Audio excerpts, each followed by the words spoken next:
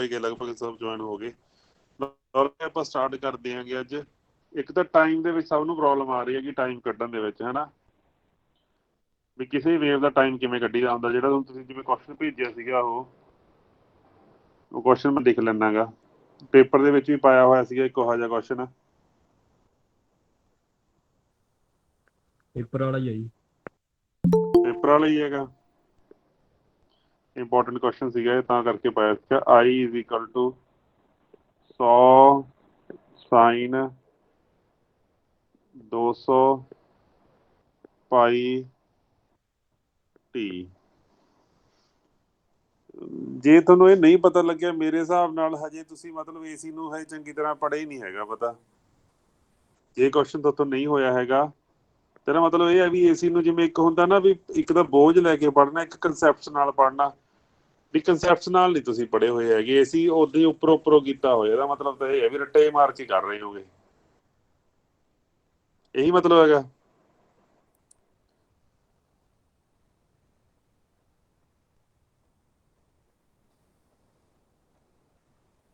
ਉਹਨੇ ਕੀ ਕਿਹਾ ਹੈਗਾ, ਦੇਖੋ ਸਭ ਤੋਂ ਪਹਿਲਾਂ ਮੇਰੀ ਗੱਲ ਸੁਣੋ।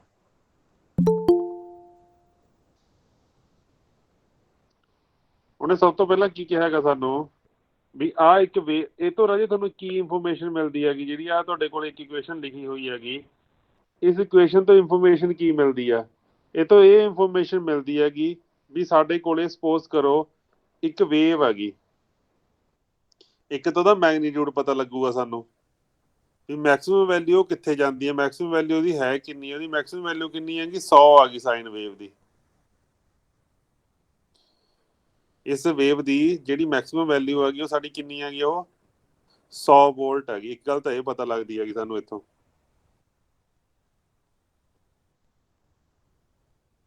ਇੱਕ ਮਿੰਟ। ਤੇ ਦੂਜੀ ਗੱਲ ਕੀ ਪਤਾ ਲੱਗਦੀ, ਜਿਹੜਾ ਸਾਈਨ ਤੇ ਟੀ ਦੇ ਵਿਚਕਾਰ ਹੁੰਦਾ ਗਾ, ਇਹ ਕੀ ਹੁੰਦਾ ਗਾ? ਸਾਈਨ ਓਮੇਗਾ ਟੀ ਹੁੰਦਾ ਗਾ, ਹਨਾ।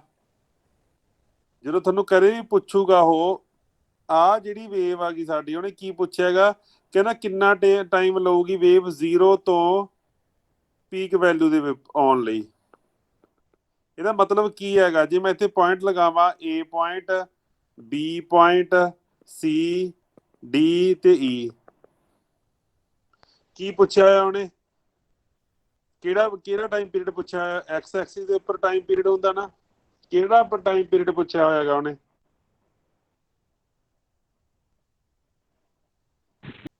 A ਤੋਂ B ਦਾ ਟਾਈਮ ਉਦੋਂ ਤੱਕ ਨਹੀਂ ਪਤਾ ਲੱਗ ਸਕਦਾ ਜਦੋਂ ਸਾਨੂੰ ਇੱਕ ਪੂਰੇ ਸਾਈਕਲ ਦਾ ਟਾਈਮ ਨਹੀਂ ਪਤਾ ਹੈਗਾ। ਪਹਿਲਾਂ ਆਹ ਕੱਢਣਾ ਪਊਗਾ। ਤੇ ਇਹ ਉਦੋਂ ਤੱਕ ਨਹੀਂ ਪਤਾ ਲੱਗ ਸਕਦਾ ਜਦੋਂ ਸਾਨੂੰ ਇੱਕ ਸੈਕਿੰਡ ਦੇ ਵਿੱਚ ਕਿੰਨੀ ਵੇਵਸ ਪੈਦਾ ਹੁੰਦੀਆਂ ਨੇ, ਉਹਦਾ ਨਹੀਂ ਪਤਾ। ਮਤਲਬ ਸਾਨੂੰ ਸਭ ਤੋਂ ਪਹਿਲਾਂ ਕੱਢਣੀ ਪਊਗੀ ਜਦੋਂ ਵੀ ਕੁਐਸਚਨ ਫ੍ਰੀਕੁਐਂਸੀ ਦਾ ਆਊਗਾ, ਜਦੋਂ ਵੀ ਕੁਐਸਚਨ ਟਾਈਮ ਪੀਰੀਅਡ ਦਾ ਆਊਗਾ, ਤਾਂ ਸਭ ਤੋਂ ਪਹਿਲਾਂ ਕੰਮ ਕੀ ਹੈਗਾ? ਫ੍ਰੀਕੁਐਂਸੀ ਕੱਢਣੀ ਹੈਗੀ। ਤਾਂ ਫ੍ਰੀਕੁਐਂਸੀ ਨਿਕਲੂਗੀ ਕਿੱਥੋਂ? ਫ੍ਰੀਕੁਐਂਸੀ ਨਿਕਲੂਗੀ ਇੰਨੇ ਥਾਂ ਤੋਂ। ਉਹ ਕਹਿੰਦਾ ਓਮੇਗਾ ਦੀ ਵੈਲਿਊ ਹੈਗੀ ਜਿਹੜੀ ਸਾਡੀ, ਉਹ ਕੀ ਹੈਗੀ? 200 ਪਾਈ ਆ। ਤਾਂ ਕਿਹਦੇ ਬਰਾਬਰ ਹੁੰਦਾ ਓਮੇਗਾ? 2 ਪਾਈ ਐਫ = ਬਰਾਬਰ ਕਿਹਦੇ ਹੈਗਾ? 200 ਪਾਈ ਦੇ। ਐਫ ਕਿਹਦੇ ਬਰਾਬਰ ਹੈਗਾ? 200 ਪਾਈ ਬਟੇ ਕੀ ਹੋਊਗਾ? 2 ਜਾਊਗਾ ਤੇ ਪਾਈ ਜਾਊਗਾ। ਪਾਈ ਨਾਲ ਪਾਈ ਕੱਢ ਕੇ ਕਿੰਨੀ ਆ ਗਈ ਫ੍ਰੀਕੁਐਂਸੀ ਸਾਡੀ? 100। ਇੱਥੇ ਤੱਕ ਕੁਐਸਚਨ ਹੋਇਆ ਸੀ ਕਿ ਨਹੀਂ ਹੋਇਆ ਸੀ? ਜਿਹੜੇ ਪੁੱਛ ਰਹੇ ਹੋਗੇ ਦੱਸੋ। ਉਹ ਪਤਾ ਲੱਗਦਾ ਹੁੰਦਾ ਹੈਗਾ ਵੀ ਇਹ ਜਿਹੜੀ ਵੈਲਿਊ ਆ ਗਈ ਓਮੇਗਾ ਦੀ ਵੈਲਿਊ ਕਿਹੜੀ ਹੈ, ਕਿੱਥੋਂ ਪਤਾ ਲੱਗਦਾ ਹੁੰਦਾ ਹੈਗਾ? ਇਹ ਤੁਹਾਨੂੰ ਇੱਥੋਂ ਪਤਾ ਲੱਗਦਾ ਵੀ ਜਿਹੜੀ ਵੈਲਿਊ ਦਿੱਤੀ ਹੋਈ ਹੈ ਬਸ ਇਹਨੂੰ ਮੰਨ ਲਓ। ਤੁਸੀਂ ਮੇਨ ਇਕੁਏਸ਼ਨ ਜਿਹੜਾ ਬੰਦਾ ਨਹੀਂ ਲਿਖ ਰਿਹਾ ਉਹ ਗਲਤੀਆਂ ਕਰਕੇ ਆਊਗਾ ਪੇਪਰ ਦੇ ਵਿੱਚ। ਇੰਸਟੈਂਟੇਨੀਅਸ ਵੈਲਿਊ ਜਿਹੜੀ ਵੀ ਐਮ ਸਾਈਨ ਓਮੇਗਾ ਟੀ ਹੁੰਦਾ ਹੈਗਾ। ਹੁਣ ਤੁਸੀਂ ਗਲਤੀਆਂ ਕਰੋਗੇ, 100% ਕਰੋਗੇ। ਮੈਂ ਮਾੜਾ ਜਿਹਾ ਕੁਐਸਚਨ ਘੁਮਾ ਦੇਣਾ, ਉੱਥੇ ਹੀ ਪਹੁੰਚ ਜਾਓਗੇ ਤੁਸੀਂ। ਮੈਂ ਤੁਹਾਨੂੰ ਮਾੜਾ ਜਿਹਾ ਕੁਐਸਚਨ, ਤੁਸੀਂ ਇਹੀ ਤਾਂ ਗਲਤੀਆਂ ਕਰਦੇ ਹੋਗੇ। ਜਦੋਂ ਅਗਲਾ ਕਹਿੰਦਾ ਤੁਹਾਨੂੰ 200 ਡਿਵਾਈਡ ਬਾਏ √2, ਉਸ ਤੋਂ ਬਾਅਦ ਇਹਦਾ ਸਾਈਨ ਓਮੇਗਾ ਟੀ। ਹੁਣ ਮੈਨੂੰ ਦੱਸਿਓ ਰਾਜੀ, ਆਹ ਵੈਲਿਊ ਜਿਹੜੀ √2 ਇਹਨੇ ਡਿਵਾਈਡ ਕਰਤਾ, ਦੱਸੋ ਇਹ ਮੈਕਸਿਮਮ ਵੈਲਿਊ ਆ ਕਿ ਪੀਕ ਵੈਲਿਊ ਆ ਗਈ ਕਿ ਆਰਐਮਐਸ ਵੈਲਿਊ ਆ? ਦੱਸਿਓ, ਬੋਲੋ। ਸ਼ਾਬਾਸ਼, ਮੈਨੂੰ ਪਤਾ ਸੀਗਾ, ਮੈਨੂੰ ਪਤਾ ਸੀਗਾ ਬਿਮਾਰੀ ਮੈਕਸਿਮਮ ਵੈਲਿਊ ਹੋਏਗੀ ਸਰ। ਤੁਸੀਂ ਇਹਨੂੰ ਕਿਉਂ ਦੇਖ ਰਹੇ ਹੋ? ਇਹਨੂੰ ਕਿਉਂ ਦੇਖ ਰਹੇ ਹੋ ਵੀ ਲਿਖਿਆ ਕੀ ਹੋਇਆ? ਇਹਦਾ ਮਤਲਬ ਤੁਸੀਂ ਵੈਲਿਊਜ਼ ਦੇ ਉੱਪਰ ਡਿਪੈਂਡ ਕਰਦਾ ਵੀ ਕਿਸੇ ਵੀ ਚੀਜ਼ ਦੀ ਵੈਲਿਊ ਦੇ ਉੱਪਰ ਡਿਪੈਂਡ ਕਰਦਾ ਵੀ ਉਹ ਕੀ ਚੀਜ਼ ਹੋਊਗੀ। ਵੀ ਜੇ ਇੱਥੇ 200 ਮਲਟੀਪਲਾਈ ਬਾਈ √2 ਲਾਤਾ, ਮਲਟੀਪਲਾਈ ਕਰਤਾ, ਤਾਂ ਇਹਦਾ ਮਤਲਬ ਕੀ ਹੈਗਾ? ਇਹਦਾ ਮਤਲਬ ਤਾਂ ਇਹ ਹੋ ਗਿਆ ਵੀ ਇਹ ਮੈਕਸਿਮਮ ਵੈਲਿਊ ਆ ਗਈ। ਜੇ ਥੱਲੇ ਲਾਤਾ ਇਹਦਾ ਮਤਲਬ ਕੀ ਹੈ? ਤੇ ਤੁਸੀਂ ਤਾਂ ਕਹਿਣ ਦਾ ਭਾਵ ਇਹ ਆ ਵੀ ਕਦੇ ਵੀ ਕਿਸੇ ਵੈਲਿਊ ਦੇ ਥੱਲੇ √2 ਆ ਹੀ ਨਹੀਂ ਸਕਦਾ। ਤੁਸੀਂ ਇਹ ਕਹਿਣਾ ਚਾਹੁੰਦੇ ਹੋ ਵੀ ਇਹ ਕਿਸੇ ਵੀ ਪੀਕ ਵੈਲਿਊ ਦੇ ਥੱਲੇ ਵੀ ਇਹੀ ਜੀ ਵੇਵ ਕਿਤੇ ਬਣ ਨਹੀਂ ਸਕਦੀ। ਤੁਸੀਂ ਇਹ ਕਹਿਣਾ ਚਾਹੁੰਦੇ ਹੋਗੇ ਵੀ ਇਹੀ ਜੀ ਵੇਵ ਜਿਹਦੀ ਮੈਕਸਿਮਮ ਵੈਲਿਊ 200 ਡਿਵਾਈਡ ਬਾਈ √2 ਹੋਵੇ, ਇਹ ਪੀਕ ਵੈਲਿਊ ਹੋ ਹੀ ਨਹੀਂ ਸਕਦੀ ਜੀ ਥੱਲੇ √2 ਹੋਊਗਾ। ਦੱਸੋ ਰਾਏ, ਸਹੀ ਕਹਿ ਰਹੇ ਹੋ ਤੁਸੀਂ ਇਹ ਗੱਲ ਵੀ ਪੀਕ ਵੈਲਿਊ ਆ ਹੋ ਨਹੀਂ ਸਕਦੀ ਹੈਗੀ? ਬਿਲਕੁਲ ਗਲਤ ਕਹਿ ਰਹੇ ਹੋ ਯਾਰ। ਮੈਗਨੀਟਿਊਡ ਦਾ ਕੀ ਹੈ? ਮੈਗਨੀਟਿਊਡ ਦਾ ਕਿੰਨਾ ਮਰਜ਼ੀ ਹੋ ਜਾਵੇ, ਉਹਦੇ ਵਿੱਚ ਤੁਸੀਂ ਕੌਣ ਹੁੰਦੇ ਹੋ ਰੋਕਣ ਵਾਲੇ ਉਹਨੂੰ? ਤੁਸੀਂ √2 ਦੇਖਦੇ ਕਿਉਂ? ਮੈਨੂੰ ਸਮਝ ਨਹੀਂ ਆਉਂਦੀ ਵੀ ਤੁਸੀਂ √2 ਕਿਉਂ ਦੇਖ ਰਹੇ ਹੋਗੇ? ਤੁਸੀਂ ਇਹ ਕਿਉਂ ਨਹੀਂ ਦੇਖਦੇ ਹੈਗੇ ਵੀ ਜਿਹੜੀ ਸਾਡੀ ਵੇਵ ਹੁੰਦੀ ਆ ਉਹ ਹੁੰਦੀ ਆ VM, ਜਿਹੜੀ ਇੰਸਟੈਂਟੇਨੀਅਸ ਇਕੁਏਸ਼ਨ ਹੁੰਦੀ ਆ ਉਹਦੇ VM sin ωt।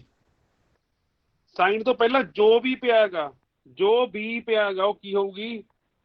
Maximum value ਹੋਊਗੀ।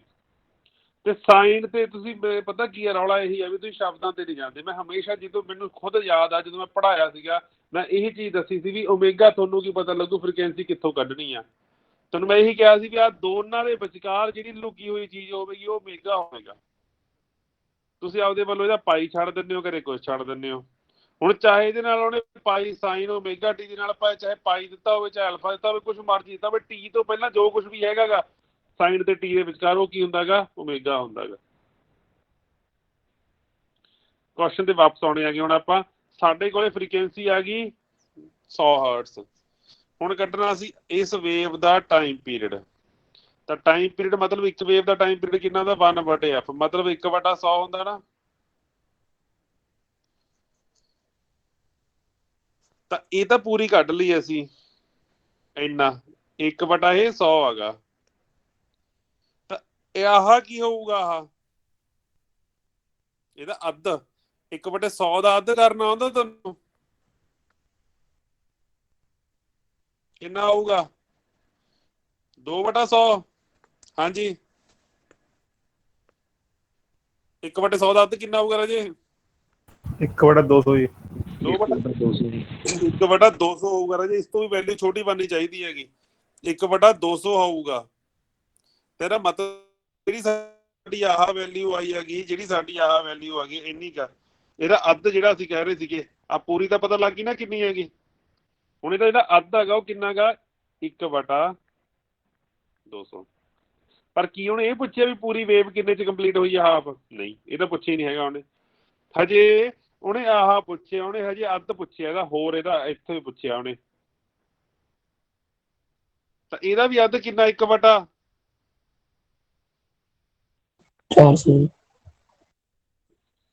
ਵੇਵ ਆ ਗਈ ਇਹ 50 ਵੋਲਟ ਦੇ ਉੱਪਰ, 0 ਤੋਂ। ਇਹ ਜਿਹੜੀ ਅਸੀਂ ਕੱਢੀ ਹੈਗੀ, ਅਸੀਂ ਕੱਢੀ 0 ਤੋਂ ਪੀਕ ਵੈਲਿਊ ਤੱਕ ਕਿੰਨੇ ਟਾਈਮ 'ਚ ਗਈ ਹੈ? 0 ਤੋਂ ਪੀਕ ਵੈਲਿਊ ਤੱਕ ਕਿੰਨੇ ਟਾਈਮ 'ਚ ਗਿਆ? ਅਸੀਂ ਇਹ ਕੱਢਿਆ ਗਾ। ਮੈਂ ਹੁਣ ਤੁਹਾਨੂੰ ਪੁੱਛ ਰਿਹਾ ਵੀ 0 ਤੋਂ 50 ਵੋਲਟ ਦੇ ਵਿੱਚ ਜਾਣ ਵਾਸਤੇ ਇਹ ਕਿੰਨਾ ਟਾਈਮ ਲਗਾਊਗੀ, ਇਹ ਦੱਸਣਾ ਗਾ। ਆਹ ਵੈਲਿਊ ਕਿੰਨੀ ਆਈ ਸੀਗੀ ਸਾਡੀ? 1/200।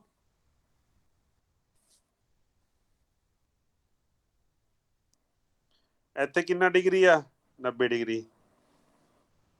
ਤੇ ਇਧਰੋਂ ਇਹ ਜਿਹੜਾ ਆਹ ਐਕਸ ਐਕਸਿਸ ਹੈਗਾ, ਇਹਦਾ ਕੀ ਹੈਗਾ? ਇਹ ਅੱਧ ਹੈਗਾ। ਅੱਧ ਦਾ ਮਤਲਬ ਕੀ ਹੈਗਾ? ਐਕਸ ਐਕਸਿਸ ਦੇ ਉੱਪਰ ਟਾਈਮ ਵੀ ਹੈਗਾ ਤੇ ਐਕਸ ਐਕਸਿਸ ਦੇ ਉੱਪਰ ਐਂਗਲ ਵੀ ਨੇਗੇ। ਦੋਏ ਗੱਲਾਂ ਹੈਗੀਆਂ ਕਿ ਨਹੀਂ ਹੈਗੀਆਂ? ਜਿਹੜੇ ਸਾਈਨ ਵੇਵ ਦੇ ਐਂਗਲ ਨੇ ਉਹ ਕਿੱਥੇ ਨੇ? ਐਕਸ ਐਕਸਿਸ ਦੇ ਉੱਪਰ ਨੇ ਨਾ, ਤੇ ਟਾਈਮ ਪੀਰੀਅਡ ਵੀ ਐਕਸ ਐਕਸਿਸ ਦੇ ਉੱਪਰ ਹੈ ਨਾ। ਜੇ ਇੱਥੇ ਇਹ ਟਾਈਮ ਪੀਰੀਅਡ 1/200 ਆਇਆ ਸੀਗਾ, ਟੋਟਲ ਸਾਡਾ ਹਾਫ ਵੇਵ ਸੀਗੀ, ਤਾਂ ਆਹ ਕਿੰਨੀ 1/400 ਆਈ ਸੀਗੀ? ਉਹਨੇ ਕੀ ਪੁੱਛਿਆ ਹੈਗਾ? ਜਿਹੜੀ ਆਹ ਵੇਵ ਸੀਗੀ ਸਾਡੀ, ਇਹ ਕਿੱਥੇ ਸੀਗੀ ਸਾਡੀ? 100 ਵੋਲਟ ਸੀਗਾ ਇਹ। ਉਹਨੇ ਪੁੱਛਿਆ 0 ਤੋਂ 50 ਵੋਲਟ। 50 ਵੋਲਟ, ਪਹਿਲਾਂ ਤਾਂ 50 ਵੋਲਟ ਦੇਖੋ ਨਾ ਵੀ 50 ਜਿਹੜਾ ਅੰਪੇਅਰ ਹੈਗਾ, ਚਲੋ ਜਿਹੜਾ 50 ਅੰਪੇਅਰ ਹੈਗਾ ਇਹਦੀ ਇੰਸਟੈਂਟੇਨੀਅਸ ਵੈਲਿਊ ਦੇਖੋ ਵੀ ਕਿੰਨੇ ਐਂਗਲ ਦੇ ਉੱਪਰ ਆਉਂਦੀ ਹੈਗੀ। ਇਹ ਐਂਗਲ ਕੱਢੋ ਇਹਦਾ ਵੀ ਕਿੰਨੇ ਐਂਗਲ ਦੇ ਉੱਪਰ ਸਾਈਨ 30 ਤੇ। ਤਾਂ ਇਹਦਾ ਮਤਲਬ ਆਹ 90 ਤੇ ਇੱਥੇ ਹੋਊਗਾ 30, ਇੱਥੇ ਹੋਊਗਾ ਕਿਤੇ 60। ਤਾਂ ਆਹ ਜਿਹੜੀ ਲਾਈਨ ਜਾ ਰਹੀ ਹੈ ਸਾਡੀ, ਆਹ ਜਿਹੜੀ ਐਕਸ ਐਕਸਿਸ ਵਾਲੀ ਲਾਈਨ ਆ ਸਾਡੀ, ਇਹਦੇ ਕਿੰਨੇ ਹਿੱਸੇ ਕਰੀਏ ਅਸੀਂ?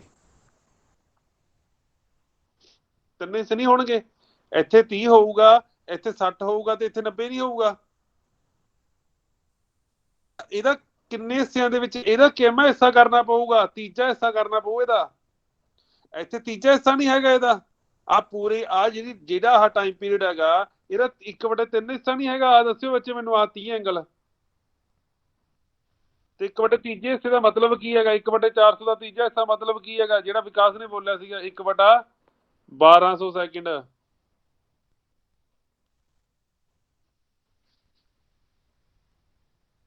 ਇੱਥੇ ਆਊਗਾ 50। ਇਹ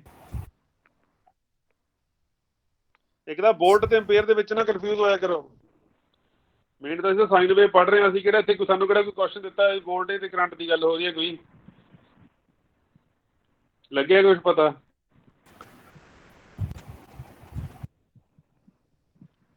ਸੁਨੀਲ ਕੁਮਾਰ ਜੀ ਤੁਸੀਂ ਦੱਸੋ ਮੈਨੂੰ ਵੀ ਇਸ ਵੇਵ ਦੀ ਪਹਿਲੀ ਆਰਐਮਐਸ ਵੈਲਿਊ ਹੈ ਜਿਹੜੀ, ਪਹਿਲੀ ਆਰਐਮਐਸ ਵੈਲਿਊ ਹੈ ਜਿਹੜੀ, ਉਹ ਆਰਐਮਐਸ ਵੈਲਿਊ ਤੇ ਪਹੁੰਚਣ ਵਾਸਤੇ ਟਾਈਮ ਪੀਰੀਅਡ ਕਿੰਨਾ ਲੱਗੂਗਾ?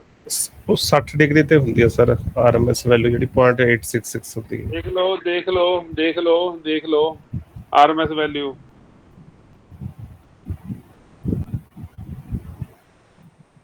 ਗਲਤ ਕਹਿ ਰਹੇ ਹੋਗੇ, ਬਿਲਕੁਲ ਗਲਤ ਕਹਿ ਰਹੇ ਹੋਗੇ।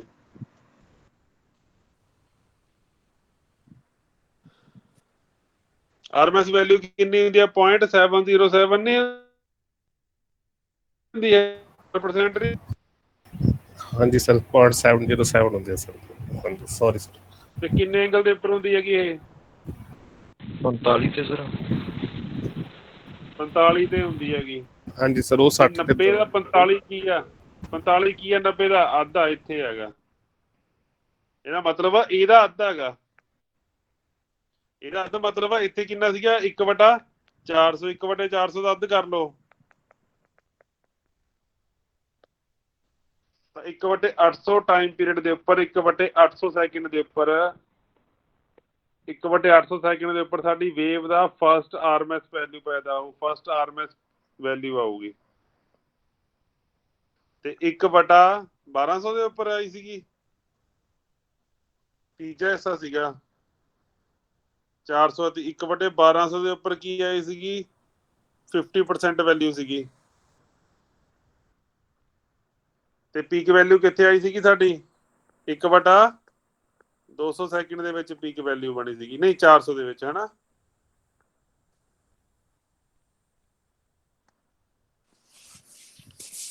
ਲਾਸਟ ਕੁਐਸਚਨ ਪੁੱਛਣ ਲੱਗਿਆ ਨਾ ਮੈਨੂੰ। ਲਾਸਟ ਕੁਐਸਚਨ ਦੱਸੋ ਮੈਨੂੰ ਹੁਣ ਦੀ ਸੇਮ ਇਸੇ ਵੇਵ ਦੀ। ਆ ਵੇਵ ਦੁਬਾਰੇ ਬਣਾਉਣ ਲੱਗਿਆ ਮੈਂ ਇੱਕ ਵਾਰੀ। ਫਸਟ ਨੈਗੇਟਿਵ ਪੀਕ ਕਿੰਨੇ ਟਾਈਮ ਪੀਰੀਅਡ ਬਾਅਦ ਆਊ? ਫਸਟ ਨੈਗੇਟਿਵ ਪੀਕ ਵੈਲਿਊ ਕਿੰਨੇ ਟਾਈਮ ਪੀਰੀਅਡ ਬਾਅਦ ਆਊਗੀ?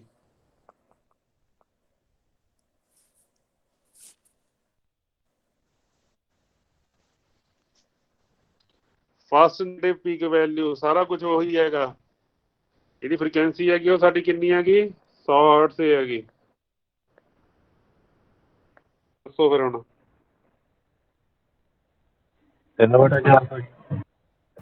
3/400 ਜੀ।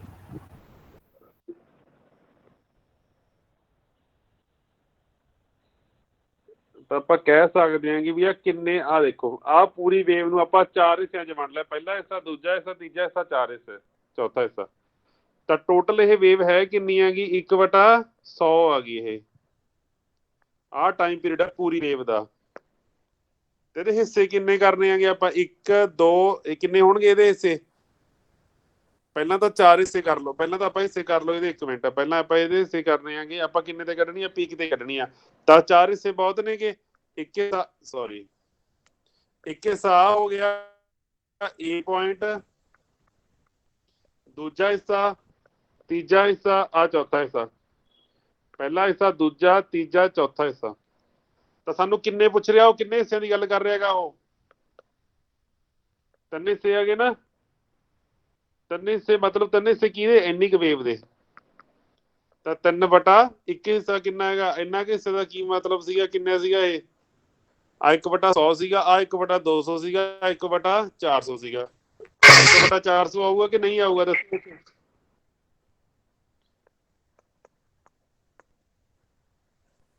ਸਹੀ ਹੈ ਗਲਤ? ਕਿਹਨੂੰ ਨਹੀਂ ਪਤਾ ਲੱਗਿਆ ਬੋਲੋ। ਰਾਜੇ ਰਿਪੀਟ ਕਰਿਓ ਇੱਕ ਮਿੰਟ। ਦੇਖੋ ਬੱਚੇ ਉਹਨੇ ਕੀ ਕਿਹਾਗਾ, ਉਹਨੇ ਇਹ ਕਿਹਾ ਕਿ ਨਾ ਫਸਟ ਪੀਕ ਵੈਲਿਊ ਕਿੱਥੇ ਆਊਗੀ। ਤਾਂ ਸਾਨੂੰ ਵੈਲਿਊ ਚਾਹੀਦੀ ਕਿਹੜੀ ਆ, ਸਾਨੂੰ ਵੈਲਿਊ ਚਾਹੀਦੀ ਆ ਇੱਥੋਂ ਲੈ ਕੇ ਆ, ਤਾਂ ਇੱਕ ਤਾਂ ਟੋਟਲ ਆ ਗਈ, ਇਹਦੇ ਵਿੱਚੋਂ ਇੰਨੀ ਕੁ ਵੈਲਿਊ ਚਾਹੀਦੀ ਆ ਸਾਨੂੰ, ਤਾਂ ਇੰਨੀ ਕੁ ਆਹ ਕਿੰਨੀ ਹੋਊਗੀ, ਆਹ ਚਾਹੀਦੀ ਆ ਸਾਨੂੰ। ਆਹ ਪਤਾ ਕਿ ਆਹ ਕਿੰਨੀ ਹੈਗੀ, 1/, ਕਿੰਨਾ ਗਾ ਇੱਕ ਟਾਈਮ ਪੀਰੀਅਡ, 1/100 ਆਏ ਪਤਾ ਨਾ। ਅੱਛਾ ਮੈਨੂੰ ਇੱਕ ਗੱਲ ਦੱਸੋ, ਜਿਹੜਾ ਟਾਈਮ ਪੀਰੀਅਡ ਇੱਥੋਂ 0 ਤੋਂ ਮੈਕਸਿਮਮ ਹੋਣ ਨੂੰ ਲਾਇਆ ਸੀਗਾ ਇੱਥੋਂ ਵੇਵ ਨੇ, ਕਿ ਉਹੀ ਪੀਰੀਅਡ ਜਿਹੜਾ C ਤੋਂ D ਦਾ ਵੀ ਉਹੀ ਪੀਰੀਅਡ ਹੋਊਗਾ ਜਿਹੜਾ A ਤੋਂ B ਦਾ ਗਾ। ਜਿਹੜਾ A ਤੋਂ B ਦਾ ਟਾਈਮ ਪੀਰੀਅਡ ਹੈਗਾ, ਕਿ ਇਹ ਟਾਈਮ ਪੀਰੀਅਡ D ਤੋਂ E ਦੇ ਬਰਾਬਰ ਹੈਗਾ? ਇਹਦਾ ਆ ਦੋਨੇ ਬਰਾਬਰ ਨੇ ਕਿ ਅੱਡ ਅੱਡ ਨੇ? ਬਰਾਬਰ ਨੇ ਜੀ, ਬਰਾਬਰ ਹੈ ਜੀ, ਬਰਾਬਰ ਨੇ ਬੱਚੇ, ਬਿਲਕੁਲ ਰਾਜੇ। ਆ A ਤੋਂ B ਟਾਈਮ ਪੀਰੀਅਡ ਵੀ ਬਰਾਬਰ ਆ, ਕਿਉਂਕਿ ਇਹ ਵੀ 90 ਡਿਗਰੀ ਹੈ, ਇੱਧਰ ਨੂੰ 90 ਡਿਗਰੀ ਨਹੀਂ ਹੈਗਾ, ਸਾਡੀ ਵੇਵ ਮੈਕਸਿਮਮ ਪਹੁੰਚ ਗਈ। ਤਾਂ B ਤੋਂ C ਹਿੱਸਾ ਵੀ ਬਿਲਕੁਲ ਬਰਾਬਰ ਆ, C ਤੋਂ D ਵੀ ਬਰਾਬਰ ਆ, D ਤੋਂ E ਵੀ ਬਰਾਬਰ ਹੈ, ਸਾਰੇ ਹਿੱਸੇ ਬਰਾਬਰ ਨੇਗੇ। ਤਾਂ 1/100 ਦਾ ਕਹਿਮਾ ਹਿੱਸਾ ਗਾ ਬੱਚੇ ਆਹ ਇੰਨਾ ਕੁ 90 ਵਾਲਾ, 90 ਵਾਲਾ ਚੌਥਾ ਹਿੱਸਾ ਨਹੀਂ ਹੈਗਾ। ਤਾਂ 1/400 ਨਹੀਂ ਹੈਗਾ ਬੱਚੇ, ਇਹ ਚੌਥਾ ਹਿੱਸਾ ਹੈ ਨਾ। ਤਾਂ ਆਹ ਟੋਟਲ ਹੈਗੀ 1/100, ਇਹਦੇ ਵਿੱਚੋਂ ਇੰਨਾ ਕੁ ਹਿੱਸਾ 90 ਵਾਲਾ ਹਿੱਸਾ ਕਿੰਨਾ ਗਾ, 1/400। ਤਾਂ 1/100 ਦੇ ਵਿੱਚ ਜੇ 1/400 ਘਟਾ ਦੀ ਆਪਣਾ ਆਂਸਰ ਕਿੰਨਾ ਹੋਊਗਾ? 1/100 ਦੇ ਵਿੱਚੋਂ 1/400 ਘਟਾ ਦੋ, ਐਲਸੀਐਮ ਲੈ ਲਓ ਇਹਦਾ, ਕਿੰਨਾ ਹੋਇਆ ਐਲਸੀਐਮ? 400 ਆ ਗਿਆ, 4 ਆ ਗਿਆ, 1 ਆ ਗਿਆ, ਕਿੰਨਾ ਆ ਗਿਆ? Okay sir.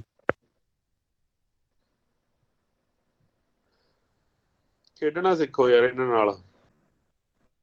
ਸਰ ਜਿਵੇਂ 30 ਡਿਗਰੀ ਤੇ 1/1200 ਆਇਆ ਸੀ ਸੈਕਿੰਡ, 45 ਤੇ 1/800 ਦਾ 60 ਤੇ ਸਰ ਉਸੇ ਤਰ੍ਹਾਂ ਮਾਈਨਸ ਕਰ ਦਾਂਗੇ ਆਪਾਂ।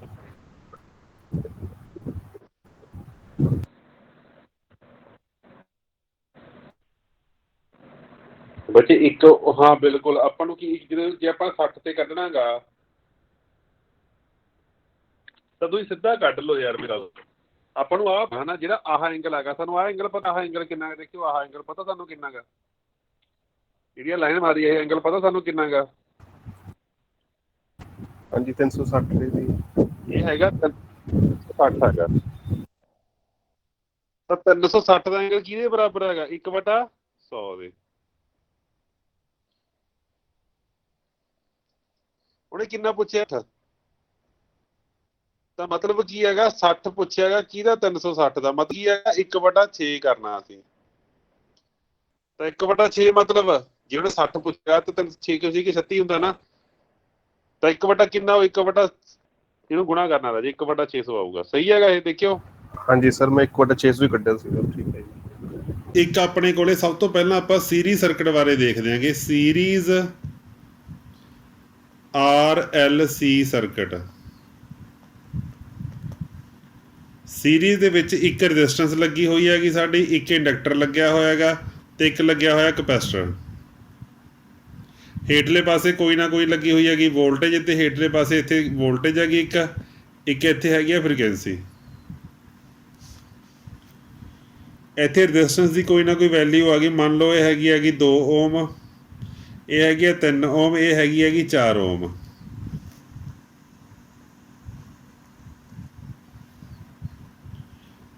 ਇੱਥੇ ਸਾਡੇ ਕੋਲੇ ਫ੍ਰੀਕੁਐਂਸੀ ਹੈ ਜਿਹੜੀ, ਇੱਥੇ ਵੋਲਟੇਜ ਦਿੱਤੀ ਹੋਈ ਹੈਗੀ, ਵੋਲਟੇਜ ਹੈਗੀ 200 ਵੋਲਟ ਤੇ ਫ੍ਰੀਕੁਐਂਸੀ ਹੈਗੀ 50 ਹਰਟਸ। ਇਹ ਕੁਐਸਚਨ ਹੈ ਸਾਡੇ ਕੋਲ, ਠੀਕ ਹੈ।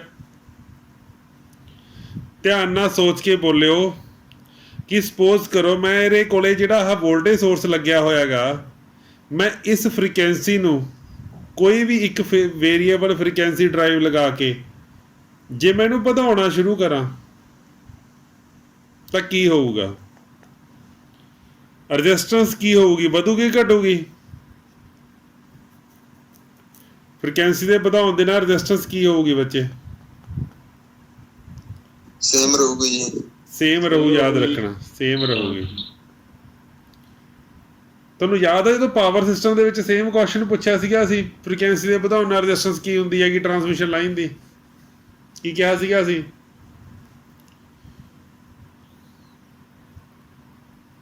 ਠੀਕ ਹੈ ਜੀ। ਵੱਧਦੀ ਹੈਗੀ ਉੱਥੇ। ਉੱਥੇ ਸਕਿਨ ਇਫੈਕਟ ਕੰਮ ਕਰਦਾ ਹੈਗਾ। ਵੱਧ ਹੀ ਗਿਆ ਸੀ ਜੀ। ਉੱਥੇ ਵੱਧ ਹੀ ਗਿਆ ਸੀ ਕਿਉਂਕਿ ਉੱਥੇ ਸਕਿਨ ਇਫੈਕਟ ਹੁੰਦਾ ਹੈਗਾ। ਪਰ ਏਸੀ ਸਰਕਟ ਦੇ ਵਿੱਚ ਅਸੀਂ ਕੋਈ ਸਕਿਨ ਇਫੈਕਟ ਨਹੀਂ ਮੰਨਣਾ ਹੈਗਾ। ਯਾਦ ਰੱਖਣਾ, ਜੇ ਏਸੀ ਸਰਕਟ ਦੇ ਵਿੱਚੋਂ ਕੁਐਸਚਨ ਆਇਆ ਤਾਂ ਫ੍ਰੀਕੁਐਂਸੀ ਦੇ ਵਧਾਉਣ ਦੇ ਨਾਲ ਰੈਜ਼ਿਸਟੈਂਸ ਸੇਮ ਰਹਿੰਦੀ ਹੈ, ਪਰ ਇਹੀ ਜੇ ਟਰਾਂਸਮਿਸ਼ਨ ਲਾਈਨ ਦੇ ਵਿੱਚ ਆ ਗਿਆ ਤਾਂ ਫ੍ਰੀਕੁਐਂਸੀ ਦੇ ਵਧਾਉਣ ਦੇ ਨਾਲ ਰੈਜ਼ਿਸਟੈਂਸ ਵੱਧਦੀ ਹੈਗੀ। ਯਾਦ ਰੱਖਣੀ ਹੈ ਗੱਲ, ਹੈ ਨਾ। ਠੀਕ ਹੈ, ਹੁਣ ਫਿਰ ਜੇ ਇਹ ਸੇਮ ਰਹਿੰਦੀ ਹੈਗੀ, ਮੈਨੂੰ ਇਹਨਾਂ ਦੀ ਵੈਲਿਊ ਦੱਸੋ, ਇਹਦਾ ਕੀ ਹੋਊਗਾ ਐਕਸਐਲ ਦਾ ਤੇ ਐਕਸੀ ਦਾ ਕੀ ਹੋਊਗਾ?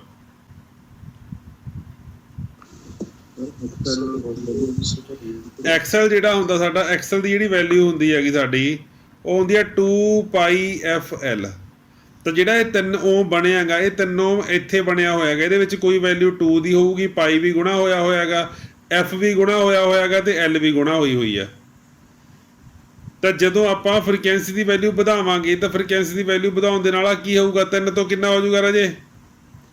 3.1 ਹੋ ਸਕਦਾ, 3.2 ਹੋ ਸਕਦਾ, 3.3 ਹੋ ਸਕਦਾ, 3.4 ਹੋ ਸਕਦਾ ਨਾ। ਤੇ ਜਿਹੜੀ ਹੈਗੀ ਆ ਸਾਡੀ ਐਕਸ ਸੀ, ਇਹਦੇ ਉੱਪਰ ਕੀ ਇਫੈਕਟ ਪਊ? ਚਲੋ ਇਹ ਦੱਸੋ ਫਿਰ।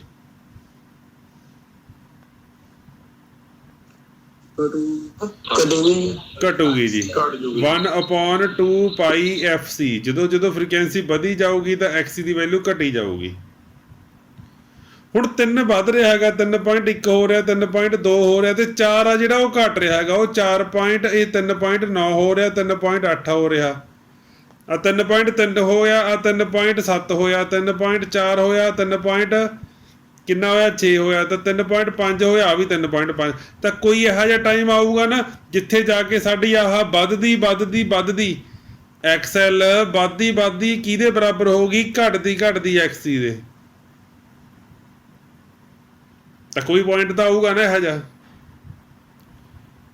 ਤਾਂ ਜਦੋਂ ਉਹ ਪੁਆਇੰਟ ਆ ਗਿਆ ਬੱਚੇ, ਜਿਹੜੇ ਪੁਆਇੰਟ ਦੇ ਉੱਪਰ ਸਾਡੇ ਕੋਲੇ ਐਕਸਐਲ ਤੇ ਐਕਸੀ ਬਰਾਬਰ ਹੋ ਗਏ, ਜਿਹੜੇ ਉੱਪਰ ਐਕਸਐਲ ਤੇ ਐਕਸੀ ਬਰਾਬਰ ਹੋ ਗਏ, ਉਦੋਂ ਸਾਡੀ ਟੋਟਲ ਇੰਪੀਡੈਂਸ ਕੀ ਰਹਿ ਜੂਗੀ? ਇੰਪੀਡੈਂਸ ਦਾ ਫਾਰਮੂਲਾ ਹੁੰਦਾ ਕੀ ਆ? ਐਕਸਐਲ ਮਾਈਨਸ ਐਕਸੀ ਦਾ ਸਕੁਅਰ ਹੁੰਦਾ ਨਾ।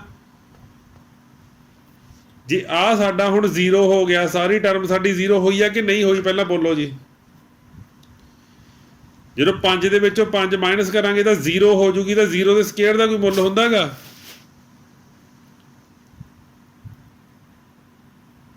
ਨਹੀਂ ਹੁੰਦਾ ਹੈਗਾ। ਤਾਂ ਸਾਡੇ ਕੋਲੇ ਵੈਲਿਊ ਜਿਹੜੀ ਆ ਜੂਗੀ, ਉਹ ਆ ਜੂਗੀ z r² ਦਾ ਰੂਟ। ਆਦਾ ਖਤਮ ਹੋ ਗਈ, ਬਰਾਬਰ ਨਹੀਂ ਗੀਆਂ। ਜਦੋਂ ਆ ਸਕੁਅਰ ਨਾਲ ਆ ਰੂਟ ਕੱਟਿਆ ਗਿਆ ਤਾਂ z r ਆ ਗਿਆ। ਤਾਂ ਇਹ ਜਿਹੜੀ ਫ੍ਰੀਕੁਐਂਸੀ ਆਪਣੀ ਇੱਥੇ ਆਈ ਹੈਗੀ, ਜਦੋਂ ਅਸੀਂ ਵਧਾਉਣਾ ਸ਼ੁਰੂ ਕੀਤੀ ਸੀ 51 52 53 54 55 ਇੱਦਾਂ ਵਧਾਈ ਸੀਗੀ, ਜਿਸ ਫ੍ਰੀਕੁਐਂਸੀ ਦੇ ਉੱਪਰ ਆ ਕੇ ਸਾਡੀ ਆਹ ਕੰਡੀਸ਼ਨ ਬਣ ਗਈ ਸੀਗੀ, ਉਸ ਨੂੰ ਅਸੀਂ ਉਸ ਕੰਡੀਸ਼ਨ ਨੂੰ ਕਹਿੰਦੇ ਆ ਰੈਜ਼ੋਨੈਂਸ ਫ੍ਰੀਕੁਐਂਸੀ। ਤੇ ਸੀਰੀਜ਼ ਵਾਸਤੇ ਉਹਦਾ ਜੇ ਕੱਢਣੀ ਹੋਵੇ ਡਾਇਰੈਕਟ, ਆਪਾਂ ਐਲ ਤੇ ਸੀ ਦੀਆਂ ਵੈਲਿਊਜ਼ ਤੋਂ ਕੱਢਣੀ ਹੋਵੇ, ਉਹਦਾ ਫਾਰਮੂਲਾ ਹੁੰਦਾ ਹੈਗਾ ਕੀ ਪਤਾ ਨਾ? 1/2π√LC।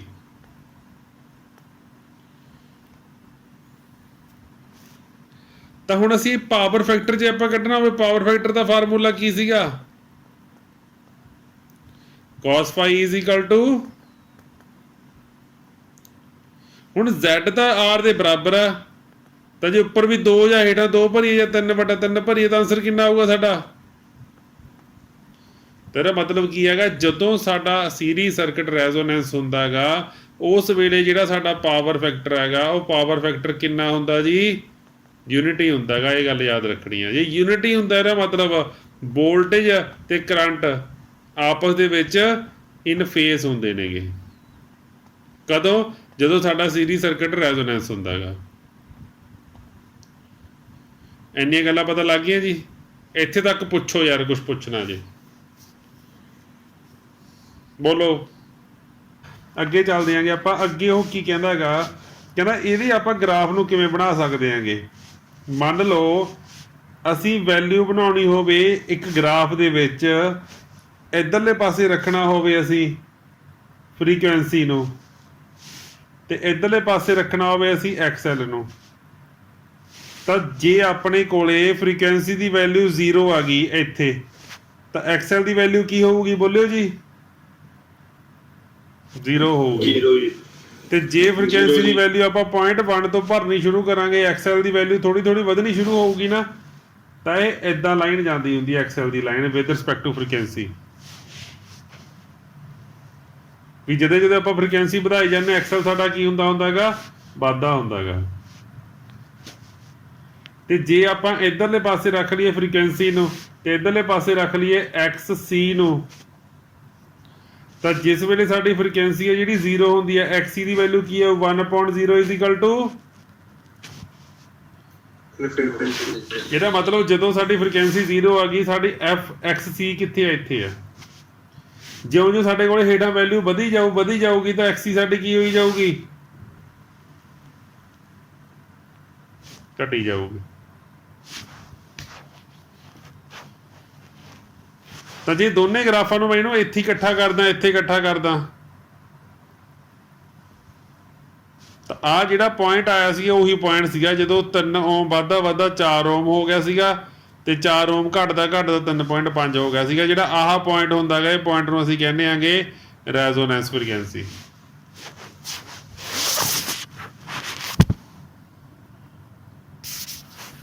ਪੇਪਰ ਵਾਸਤੇ ਇੰਪੋਰਟੈਂਟ ਪੁਆਇੰਟ ਕੀ ਆ, ਪੇਪਰ ਵਾਸਤੇ ਇੰਪੋਰਟੈਂਟ ਪੁਆਇੰਟ ਇਹ ਹੈਗਾ ਵੀ ਜੇ ਰੈਜ਼ੋਨੈਂਸ ਫ੍ਰੀਕੁਐਂਸੀ ਤੋਂ ਘੱਟ ਦੇਖੀ ਆਪਾਂ, ਆਹ ਜਿਹੜਾ ਏਰੀਆ ਹੈਗਾ, ਇੰਨਾ ਏਰੀਆ, ਜਿਹੜਾ ਇੰਨਾ ਏਰੀਆ, ਆਪਾਂ ਇੱਕ ਲਾਈਨ ਲਾਉਣੇ ਆਂਗੇ ਤੇ ਇਸ ਇੱਕ ਲਾਈਨ ਲਗਾ ਕੇ ਆਪਾਂ ਇਹਨੂੰ ਨਾ ਦੋ ਹਿੱਸਿਆਂ ਦੇ ਵਿੱਚ ਵੰਡ ਲੈਣੇ ਆਂਗੇ। ਇੱਕ ਲਾਈਨ ਖਿੱਚਦੇ ਆਂਗੇ ਆਪਾਂ ਇਦਾਂ, ਤਾਂ ਜਿਹੜਾ ਇੰਨਾ ਏਰੀਆ ਹੈਗਾ, ਇੰਨਾ ਏਰੀਆ ਦੇ ਵਿੱਚ ਕਿਹੜੀ ਵੇਵ ਵੱਡੀ ਆ, ਆਹ ਵੇਵ ਵੱਡੀ ਹੈਗੀ ਕਿ ਆਹ ਵੇਵ ਵੱਡੀ ਹੈਗੀ, ਆਹ ਐਕਸ ਐਲ ਵਾਲੀ ਵੱਡੀ ਆ ਕਿ ਐਕਸ ਸੀ ਵੱਡੀ ਆ, ਬਿਲਕੁਲ। ਆਹ ਫ੍ਰੀਕੁਐਂਸੀ ਦੇ ਉੱਪਰ ਦੇਖੀਏ ਐਕਸਐਲ ਤਾਂ ਇੱਥੇ ਖੜੀ ਹੈਗੀ, ਐਕਸ ਸਾਡੀ ਕਿੱਥੇ ਖੜੀ ਹੈ, ਇੱਥੇ। ਆਹ ਇੱਥੇ ਦੇਖੀਏ ਐਕਸਐਲ ਤਾਂ ਇੱਥੇ ਖੜੀ ਹੈਗੀ, ਇੰਨੀ ਕੁ ਹੈਗੀ, ਤੇ ਐਕਸ ਸੀ ਕਿੰਨੀ ਹੈ, ਇੰਨੀ ਹੈਗੀ। ਇਹਦਾ ਮਤਲਬ ਆਹ ਸਾਰੇ ਟਾਈਮ ਪੀਰੀਅਡ ਵਾਸਤੇ ਜਿਹੜਾ ਇੱਧਰਲਾ ਟਾਈਮ ਪੀਰੀਅਡ ਹੈਗਾ ਸਾਡਾ, ਇਹ ਸਾਰੇ ਟਾਈਮ ਪੀਰੀਅਡ ਵਾਸਤੇ ਲੈਸ ਦੈਨ ਰੈਜ਼ੋਨੈਂਸ ਫ੍ਰੀਕੁਐਂਸੀ ਸਾਡਾ ਸਰਕਟ ਕੀ ਹੁੰਦਾ ਹੈਗਾ, ਲੀਡਿੰਗ ਹੁੰਦਾ, ਕੈਪੈਸਿਟਿਵ ਹੁੰਦਾ।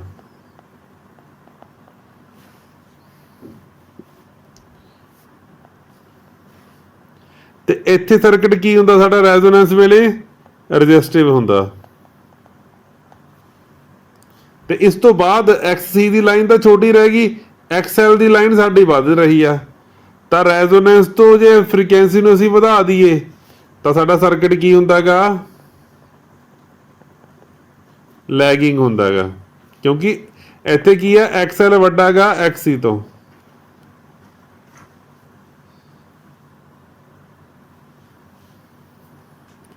ਜਾਂ ਫਿਰ ਇੰਡਕਟਿਵ ਇਨ ਨੇਚਰ ਆ ਜਿਹੜਾ ਸਰਕਟ ਆ ਸਾਡਾ। ਤਾਂ ਮੇਰੀ ਗੱਲ ਸੁਣੋ, ਹੁਣ ਮੈਨੂੰ ਇੱਕ ਗੱਲ ਦੱਸੋ ਰਾਜੇ, ਇੱਥੇ ਲੀਡਿੰਗ ਆ, ਲੀਡਿੰਗ ਦਾ ਕੀ ਮਤਲਬ ਹੈਗਾ, ਲੀਡਿੰਗ ਦਾ ਐਕਸਐਲ ਤੇ ਐਕਸੀ ਦਾ ਕੀ ਰਿਲੇਸ਼ਨ ਹੈ ਰਾਜੇ ਲੀਡਿੰਗ ਵਾਸਤੇ। ਇਹਦਾ ਮਤਲਬ ਇੰਨੇ ਟਾਈਮ ਪੀਰੀਅਡ ਵਾਸਤੇ ਐਕਸ ਸੀ ਜਿਹੜੀ ਉਹ ਵੱਡੀ ਆ ਨਾ ਐਕਸਐਲ ਤੋਂ, ਤੇ ਇੱਥੇ ਐਕਸ ਸੀ, ਇੱਥੇ ਜਿਹੜੀ ਐਕਸ ਐਲ ਵੱਡੀ ਆ ਐਕਸ ਸੀ ਤੋਂ। ਤਾਂ ਮਤਲਬ ਜਦੋਂ ਇੰਪੀਡੈਂਸ ਕੱਢ ਰਹੇ ਸੀ ਉਦੋਂ ਇੰਪੀਡੈਂਸ ਕਾਹਦੇ ਨਾਲ ਨਿਕਲ ਰਹੀ ਸੀਗੀ, ਇੱਥੇ ਆਰ ਦਾ ਸਕੇਅਰ ਪਲੱਸ ਐਕਸ ਸੀ ਦੇ ਸਕੇਅਰ ਨਾਲ ਨਿਕਲ ਰਹੀ ਸੀ ਨਾ। ਤਾਂ ਇੱਥੇ ਕਾਹਦੇ ਨਾਲ ਨਿਕਲਦੀ ਸੀਗੀ, ਆਰ ਦਾ ਸਕੇਅਰ ਪਲੱਸ ਐਕਸ ਐਲ ਦੇ ਸਕੇਅਰ ਨਾਲ ਨਿਕਲਦੀ ਸੀਗੀ। ਸਹੀ ਹੈ, ਗਲਤ ਹੈ, ਬੋਲੋ। ਸਹੀ ਹੈ ਸਰ। ਤਾਂ ਇਹਦਾ ਮਤਲਬ ਤਾਂ ਇਹ ਹੋ ਗਿਆ ਵੀ ਇੱਥੇ ਜਿਹੜੀ ਹੈਗੀ, ਇੱਥੇ ਆਹ ਪੁਆਇੰਟ ਸਿਰਫ ਇੱਕੋ ਹੀ ਪੁਆਇੰਟ ਇਹੋ ਜਿਹਾ ਆਏਗਾ ਜਿੱਥੇ ਸਾਡੇ ਕੋਲੇ ਨਾ ਤਾਂ ਐਕਸ ਐਲ ਹੈ ਨਾ ਐਕਸ ਸੀ ਹੈ, ਇਕੱਲੇ ਰੈਜ਼ਿਸਟੈਂਸ ਆ ਗਈ। ਤੇ ਇਹੋ ਜਿਹਾ ਸੁਭਾਗਾ ਸਮਾਂ ਤਾਂ ਕਦੇ ਆ ਹੀ ਨਹੀਂ ਸਕਦਾ ਸੀਗਾ ਵੀ ਸਾਡੀ ਜਿਹੜੀ ਇੰਪੀਡੈਂਸ ਹੈਗੀ ਉਹਦੇ ਵਿੱਚ ਇੰਡਕਟਿਵ ਰਿਐਕਟੈਂਸ ਜਾਂ ਇੰਡਕਟਿਵ ਕਪੈਸਿਟੈਂਸ ਹੋਵੇ ਹੀ ਨਾ, ਸਿਰਫ ਰੈਜ਼ਿਸਟੈਂਸ ਹੀ ਹੋਵੇ। ਤਾਂ ਇਹ ਵੀ ਜਿਹੜਾ ਪੁਆਇੰਟ ਹੁੰਦਾ ਐਟ ਰੈਜ਼ੋਨੈਂਸ ਅਸੀਂ ਕੀ ਕਹਿੰਦੇ ਆਂਗੇ ਵੀ ਜਿਹੜੀ ਸਾਡੀ ਇੰਪੀਡੈਂਸ ਆ, ਜਿਹੜਾ ਸਾਡਾ ਉਹ ਕੀ ਹੁੰਦਾ ਗਾ, ਮਿਨੀਮਮ ਹੁੰਦਾ ਗਾ। ਜੇ ਫ੍ਰੀਕੁਐਂਸੀ ਨੂੰ ਘਟਾਵਾਂਗੇ ਤਾਂ ਐਕਸ ਸੀ ਦੇ ਵਧਣ ਕਰਕੇ ਇੰਪੀਡੈਂਸ ਵਧੂਗਾ, ਤੇ ਜੇ ਆਪਾਂ ਫ੍ਰੀਕੁਐਂਸੀ ਨੂੰ ਵਧਾਵਾਂਗੇ, ਇਧਰਲੇ ਪਾਸੇ ਨੂੰ ਵਧਾਵਾਂਗੇ, ਤਾਂ ਐਕਸ ਐਲ ਦੇ ਵਧਣ ਕਰਕੇ ਇੰਪੀਡੈਂਸ ਵਧੂਗਾ। ਇੰਨੀ ਗੱਲ ਦੱਸੋ ਜੀ। ਮੇਰੀ ਗੱਲ ਮੈਂ ਜਿਹੜੀ ਬੋਲ ਰਿਹਾ ਇਹਨੂੰ ਰਿਪੀਟ ਕਰ ਰਿਹਾ, ਮੈਂ ਇਹਨੂੰ ਧਿਆਨ ਨਾਲ ਸੁਣੋ, ਸ਼ਬਦ ਸੁਣੋ ਮੈਂ ਕੀ ਕਹਿ ਰਿਹਾ। ਕਿ ਜੇ ਰੈਜ਼ੋਨੈਂਸ ਫ੍ਰੀਕੁਐਂਸੀ ਤੋਂ ਅਸੀਂ ਫ੍ਰੀਕੁਐਂਸੀ ਨੂੰ ਘਟਾਵਾਂਗੇ ਤਾਂ ਐਕਸ ਸੀ ਦੇ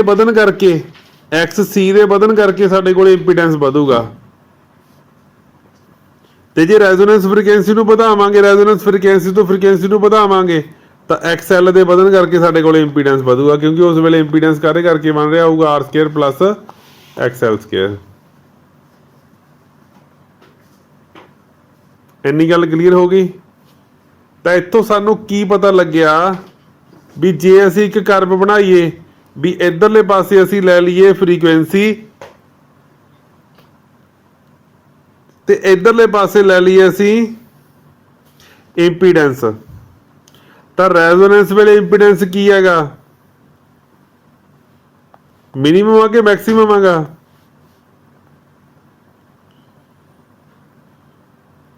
मिनिमम है।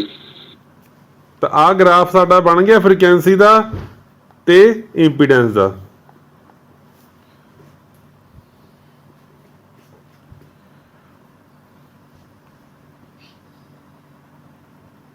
ਇਹ ਗੱਲ ਇਹ ਨਾ ਸਹਿਮਤ ਹੋ ਰਾਜੇ? ਤਾਂ ਹੁਣ ਕਿਸੇ ਵੀ ਏਸੀ ਸਰਕਟ ਵਾਸਤੇ V IZ ਹੁੰਦਾ ਹੈਗਾ ਤੇ I V/Z ਹੁੰਦਾ। ਤਾਂ ਜਦੋਂ ਕਿਤੇ Z ਵੱਡਾ ਹੋ ਉਦੋਂ I ਕੀ ਹੋਊਗਾ, ਛੋਟਾ ਹੋਊਗਾ। ਤੇ ਜਦੋਂ ਕਦੇ Z ਛੋਟਾ ਹੋ ਉਦੋਂ I ਕੀ ਹੋਊਗਾ, ਵੱਡਾ ਹੋਊਗਾ ਨਾ। ਇਨਵਰਸਲੀ ਪ੍ਰੋਪੋਰਸ਼ਨਲ ਨਹੀਂ ਹੈਗੇ ਇੱਕ ਦੂਜੇ ਦੇ।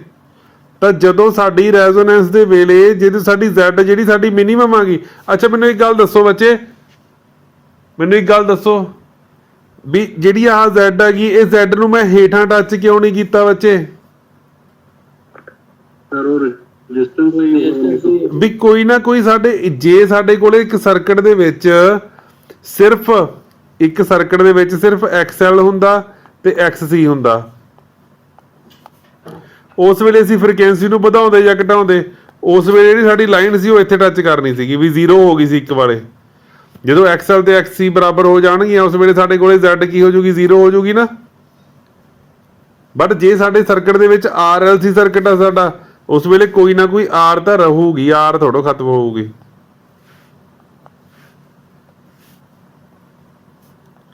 ਕਲੀਅਰ ਹੋ ਗਈ ਜੀ ਇਹ ਗੱਲ? ਤਾਂ ਜੇ ਅਸੀਂ ਬੱਚੇ ਬਣਾਉਣਾ ਹੈ ਗ੍ਰਾਫ, ਸਾਡੇ ਕਰੰਟ ਦਾ ਗ੍ਰਾਫ ਇੱਧਰ ਨੂੰ ਬਣਾਉਣਾ ਹੈਗਾ ਜੇ ਕਰੰਟ ਦਾ ਗ੍ਰਾਫ, ਤਾਂ ਕਰੰਟ ਦਾ ਗ੍ਰਾਫ ਜਦੋਂ ਇੰਪੀਡੈਂਸ ਆਪਣੀ ਵੱਧ ਹੈਗੀ ਉਦੋਂ ਜਿਹੜਾ ਕਰੰਟ ਆ ਉਹ ਘੱਟ ਆ, ਜਿਉਂ ਇੰਪੀਡੈਂਸ ਘਟਦੀ ਜਾਂਦੀ ਆ ਕਰੰਟ ਸਾਡਾ ਵੱਧਦਾ ਜਾਂਦਾ। ਤਾਂ ਆਹ ਜਿਹੜਾ ਗ੍ਰਾਫ ਹੈਗਾ ਇਹ ਕਰੰਟ ਦਾ ਗ੍ਰਾਫ ਹੈਗਾ, ਆਹ ਜਿਹੜੇ ਗ੍ਰਾਫ ਹੈਗਾ ਜਿਹੜਾ ਸਾਡਾ ਰੈੱਡ ਕਲਰ ਦੇ ਵਿੱਚ ਇੰਪੀਡੈਂਸ ਦਾ ਗ੍ਰਾਫ। ਤਾਂ ਰੈਜ਼ੋਨੈਂਸ ਦੇ ਵੇਲੇ ਇੰਪੀਡੈਂਸ ਮਿਨੀਮਮ ਹੁੰਦਾ, ਕਰੰਟ ਮੈਕਸਿਮਮ ਹੁੰਦਾ ਹੈਗਾ। ਇੰਨੀ ਗੱਲ ਪਤਾ ਲੱਗ ਗਈ? ਹੁਣ ਇੰਨੇ ਗ੍ਰਾਫ ਨੂੰ ਇਹਨੂੰ ਪੜ੍ਹਦੇ ਹਾਂ ਅਸੀਂ ਕਰੰਟ ਨੂੰ, ਧਿਆਨ ਨਾਲ ਸੁਣਿਓ। ਹੁਣ ਬੈਂਡਵਿਡਥ ਬੂੰਡਵਿਡਥ ਸਾਰੀ ਇਹਦੇ ਵਿੱਚ ਆਊਗੀ, ਆ ਦੇਖੋ।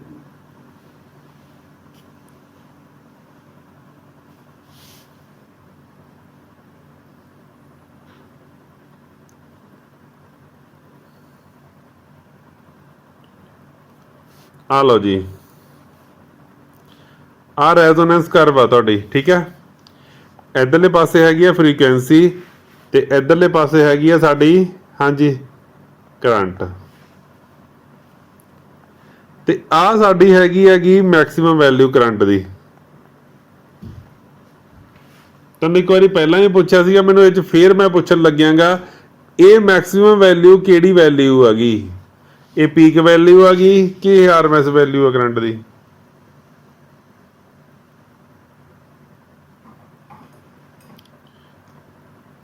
ਠੀਕ ਹੈ ਸਰ। ਹਾਂਜੀ, पीक वैल्यू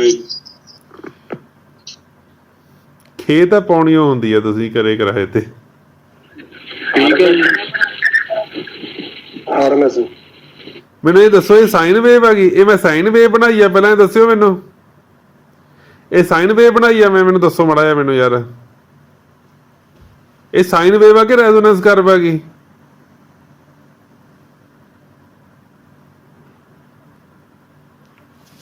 ਮੈਨੂੰ ਇੱਕ ਗੱਲ ਦੱਸੋ ਯਾਰ।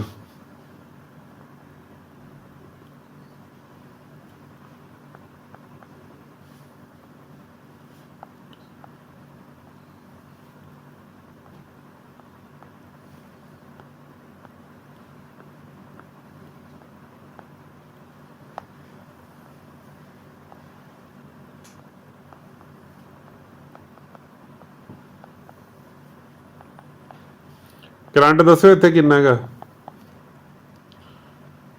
ਕਰੰਟ ਦੱਸੋ ਜੀ, ਛੇਤੀ ਕਰੋ।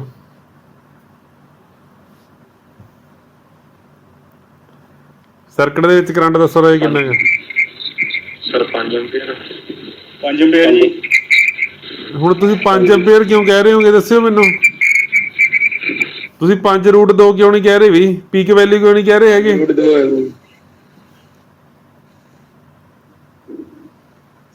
5 ਆ ਕਿ 5√2 ਆ ਦੱਸੋ।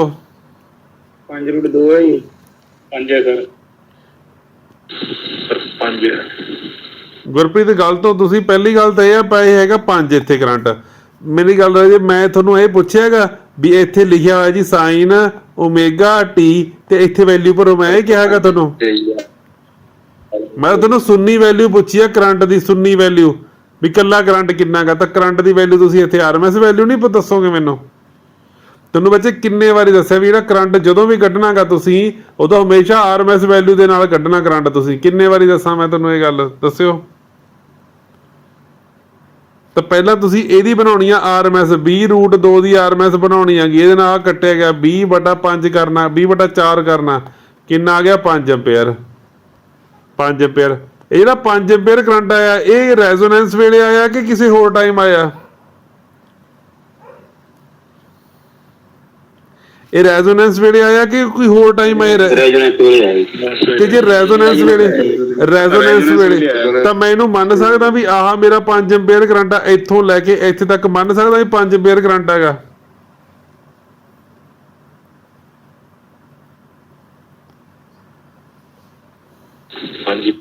ਫਿਰ ਇਹਨੂੰ ਪੀਕ ਵੈਲਿਊ ਕਿਵੇਂ ਕਹਿ ਰਹੇ ਹੋ ਤੁਸੀਂ ਦੱਸਿਓ ਮੈਨੂੰ। ਫਿਰ ਇਹਨੂੰ ਪੀਕ ਵੈਲਿਊ ਕਿਵੇਂ ਕਹਿ ਰਹੇ ਸੀਗੇ ਤੁਸੀਂ, ਪੀਕ ਵੈਲਿਊ ਕਿੱਧਰੋਂ ਆ ਗਈ ਇਹ, ਫਿਰ ਦੱਸਿਓ ਮੈਨੂੰ। ਆਰਐਮਐਸ ਵੈਲਿਊ ਬਣ ਗਈ ਸਰ। ਬਣੀ ਨਹੀਂ ਹੈਗੀ ਇਹ ਜਿਹੜਾ ਕਰੰਟ ਹੁੰਦਾ ਇਹ ਬੱਚੇ ਇਹ ਪੀਕ ਤੇ ਕਿਉਂ ਪਹੁੰਚਿਆ ਯਾਰ। ਇਹ ਪੀਕ ਤੇ ਕਿਉਂ ਪਹੁੰਚਿਆ, ਪੀਕ ਤੇ ਤਾਂ ਪਹੁੰਚਿਆ ਕਿਉਂਕਿ ਇੰਪੀਡੈਂਸ ਮਿਨੀਮਮ ਹੋਇਆ, ਇਸ ਲਈ ਨਹੀਂ ਪਹੁੰਚਿਆ ਹੈਗਾ ਵੀ ਆਰਐਮਐਸ ਵੱਧ ਗਈ ਵੈਲਿਊ ਤੁਹਾਡੀ ਕੋਈ।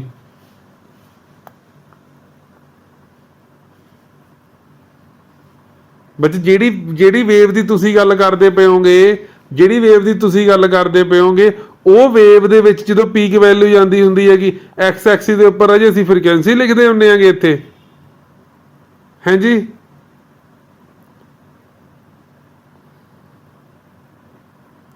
ਬੋਲੋ।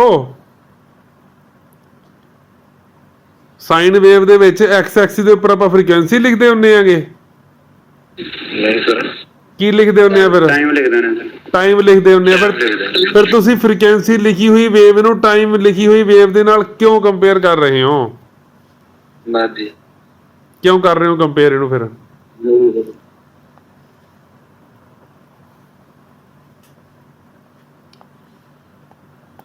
ਚਲੋ ਗਾਹਾਂ ਵਧੋ ਹੁਣ। ਫਿਰ ਹੁਣ ਪਤਾ ਲੱਗ ਗਈ ਵੀ ਜਿਹੜੀ ਪੀਕ ਵੈਲਿਊ ਇਹ ਪੀਕ ਨਹੀਂ ਹੈਗੀ, ਇਹ ਆਰਐਮਐਸ ਹੈਗੀ।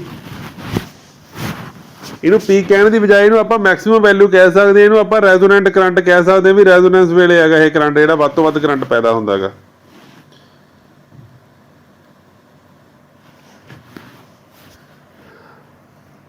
ਤਾਂ ਜਿਹੜਾ RLC ਸੀਰੀਜ਼ ਸਰਕਟ ਹੁੰਦਾ ਹੈਗਾ ਉਹ ਰੈਜ਼ੋਨੈਂਸ ਵੇਲੇ ਤਾਂ ਮੈਕਸਿਮਮ ਕਰੰਟ ਫਲੋ ਕਰਵਾਉਂਦਾ ਨਾ, ਮੈਕਸਿਮਮ ਕਰੰਟ ਫਲੋ, ਵੱਧ ਤੋਂ ਵੱਧ ਕਰੰਟ, ਕਿਉਂਕਿ Z ਜਿਹੜੀ ਹੁੰਦੀ ਆ ਉਹ ਮਿਨੀਮਮ ਹੁੰਦੀ ਹੈਗੀ। ਤਾਂ ਕਰਕੇ ਇਹਨੂੰ ਆਪਾਂ ਅਸੈਪਟਰ ਸਰਕਟ ਕਹਿੰਦੇ ਆਂਗੇ। ਅਸੈਪਟ ਕਰਦਾ ਇਹ ਕਰੰਟ ਨੂੰ, ਖਿੱਚਦਾ ਹੈਗਾ ਇਹ ਵੋਲਟੇਜ ਸੋਰਸ ਦੇ ਵਿੱਚੋਂ, ਇੱਥੋਂ ਕਰੰਟ ਖਿੱਚ ਰਿਹਾ ਹੈਗਾ ਇਹ 5 ਐਂਪੀਅਰ। ਜੇ ਕਿਤੇ ਇੱਥੇ 2 ਓਮ ਹੁੰਦਾ ਜਾਂ 3 ਓਮ ਹੁੰਦਾ, ਇੰਨਾ 5 ਤਾਂ ਆਉਣਾ ਨਹੀਂ ਸੀਗਾ, 2 ਐਂਪੀਅਰ ਜਾਂ 3 ਐਂਪੀਅਰ ਹੀ ਆਉਣਾ ਸੀਗਾ। ਇੱਥੇ ਇੰਨਾ ਜ਼ਿਆਦਾ ਕਰੰਟ ਨਹੀਂ ਆਉਣਾ ਸੀਗਾ। ਗੱਲ ਕਲੀਅਰ ਹੋ ਗਈ ਜੀ। ਇਹ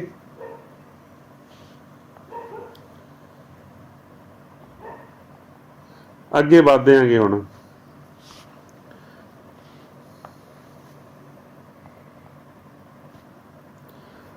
ਅੱਗੇ ਵਧਦੇ ਆਂ ਜੀ ਆਪਾਂ ਹੁਣ।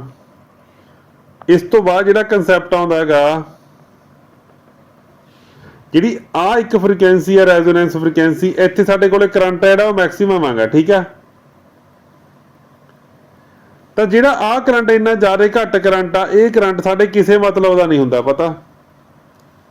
ਜਿਹੜਾ ਤਾਂ 70% ਕਰੰਟ ਹੁੰਦਾ ਸਾਡਾ ਇਹਦਾ 70% ਕਰੰਟ, ਮੈਕਸਿਮਮ ਵੈਲਿਊ ਦਾ 70% ਕਰੰਟ, ਜਦੋਂ ਇਸ ਫ੍ਰੀਕੁਐਂਸੀ ਤੋਂ ਆਹ ਫ੍ਰੀਕੁਐਂਸੀ ਤੋਂ ਵੱਧ ਫ੍ਰੀਕੁਐਂਸੀ ਹੁੰਦੀ ਹੈ ਸਾਡੀ, ਫਿਰ ਸਾਡੇ ਕੋਲ ਜਿਹੜਾ ਇੰਪੀਡੈਂਸ ਆ ਉਹ ਘਟਣਾ ਸ਼ੁਰੂ ਹੋ ਜਾਂਦਾ ਤੇ ਕਰੰਟ ਵਧੀਆ ਵਧਣਾ ਸ਼ੁਰੂ ਹੋ ਜਾਂਦਾ ਹੈਗਾ।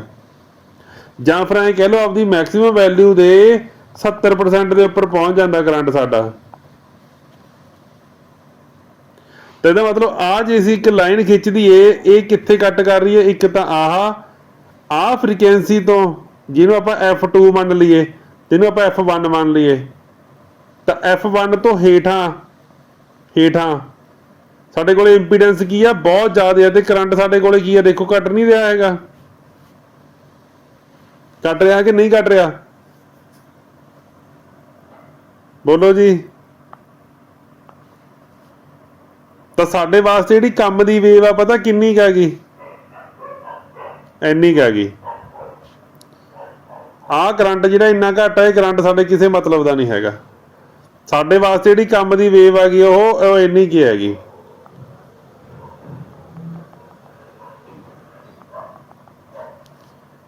ਤਾਂ ਇਸ ਫ੍ਰੀਕੁਐਂਸੀ ਨੂੰ ਅਸੀਂ ਕਹਿੰਦੇ ਆਂਗੇ lower cut off frequency, lower cut off frequency.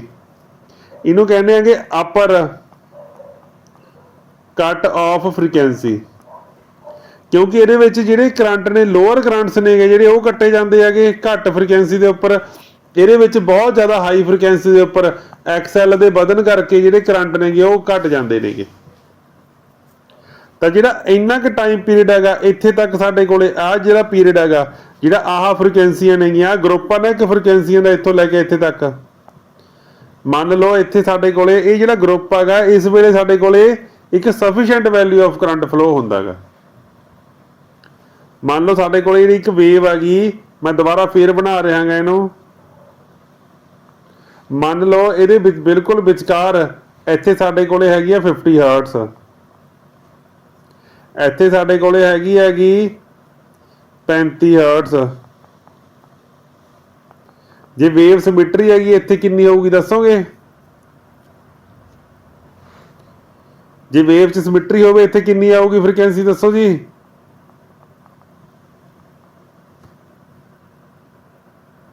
Sir 65 hurts ਹੋਊਗੀ ਜੀ। 85 ਕਿੱਧਰੋਂ ਆ ਜੂਗੀ? ਆ 15 ਨਹੀਂ ਘੱਟ ਹੈਗੇ ਇੱਥੋਂ, ਤਾਂ 15 ਹੀ ਵੱਧ ਹੋਣਗੇ ਇੱਥੇ।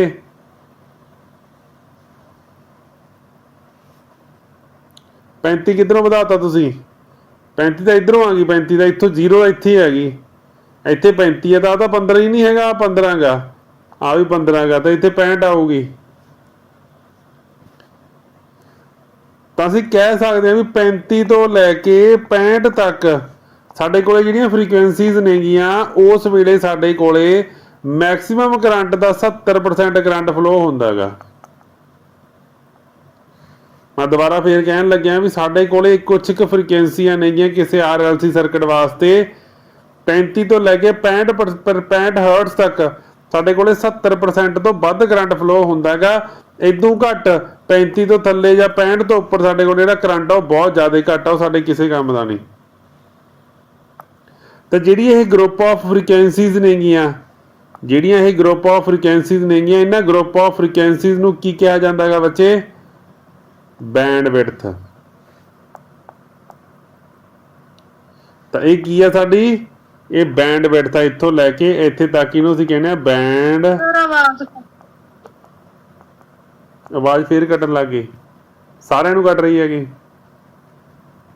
ਨਹੀਂ ਸਰ ਠੀਕ ਹੈ ਜੀ। ਤਾਂ ਇਹਨੂੰ ਕੀ ਕਹਿੰਦੇ ਆਪਾਂ? ਬੈਂਡ ਵਿਡਥ ਕਹਿੰਦੇ ਆਗੇ। ਕੀ ਕਹਿੰਦੇ ਆਪਾਂ? Band width. ਵੀ ਇੰਨੀ ਚੌੜਾਈ ਹੈਗੀ ਇਹਦੀ।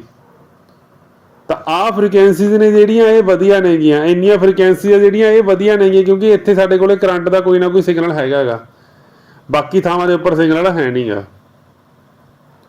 ਐਗਜ਼ਾਮਪਲ ਦਿੰਦਾ ਤੁਹਾਨੂੰ, ਮੇਰੀ ਗੱਲ ਸੁਣੋ। ਰੇਡੀਓ ਦੇਖਿਆ ਹੈਗਾ? ਰੇਡੀਓ FM ਹੁੰਦਾ ਜਿਹੜਾ,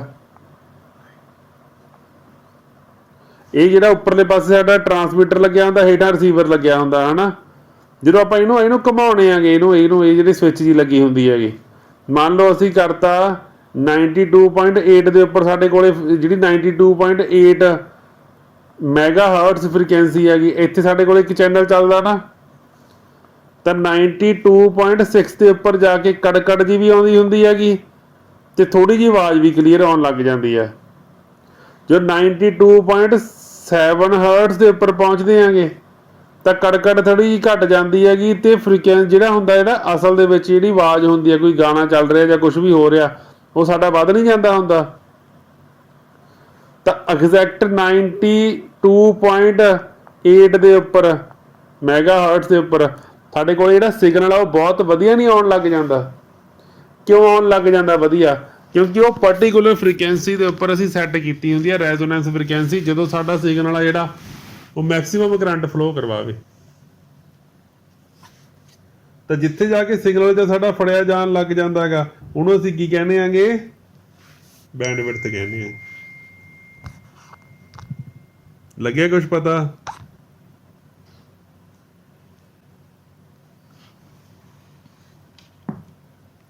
ਬੋਲੋ ਜੀ।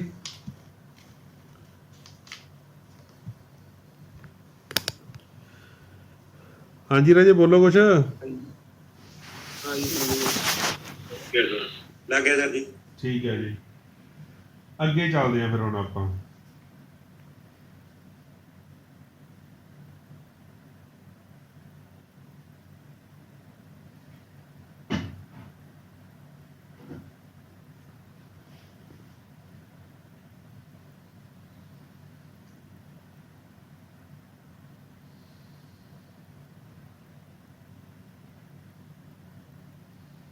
ਤਾਂ ਦੋ ਤਿੰਨ ਬੇਵਕੂਫੀਆਂ ਵਾਲੇ ਫਾਰਮੂਲੇ ਜੇ ਨੇਗੇ, ਵੈਸੇ ਤੁਸੀਂ ਪਤਾ ਨਹੀਂ ਤੋਂ ਕਿਉਂ ਡਰਦੇ ਹੋ, ਉਹਦੇ ਵਿੱਚ ਕੁਝ ਨਹੀਂ ਹੈਗਾ। ਇੱਥੇ ਹੈਗੀ ਆ ਮੰਨ ਲਓ FR, ਇੱਥੇ ਹੈਗੀ ਆ ਸਾਡੀ F1 lower cut off frequency, ਇੱਥੇ ਹੈਗੀ ਅਪਰ ਕੱਟ ਆਫ ਫ੍ਰੀਕੁਐਂਸੀ, ਇਦਾਂ ਗੀ। ਤਾਂ ਕਈ ਵਾਰੀ ਉਹ ਕਹਿੰਦਾ ਹੁੰਦਾ ਗਾ, ਕਹਿੰਦਾ ਬੈਂਡ ਵਿਡਥ ਕੀ ਹੈਗੀ? ਬੈਂਡ ਵਿਡਥ ਉਹ ਕਹਿੰਦਾ ਮੰਨ ਲਓ F1 ਕੱਢਣਾ ਹੋਵੇ, ਚਲੋ ਲੋਅਰ ਕੱਟ ਆਫ ਫ੍ਰੀਕੁਐਂਸੀ ਕੱਢਣੀ ਹੈਗੀ, lower cut off frequency.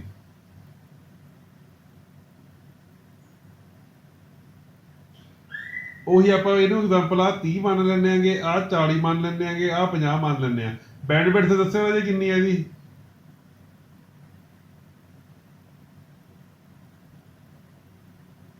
Bandwidth ਦੱਸਿਓ ਜੀ ਆਹ ਸਰਕਟ ਦੀ ਕਿੰਨੀ ਹੈਗੀ? 20 ਹੈ ਸਰ ਜੀ, 20 ਬਿਲਕੁਲ 20 ਹੈ ਜੀ ਇਹ।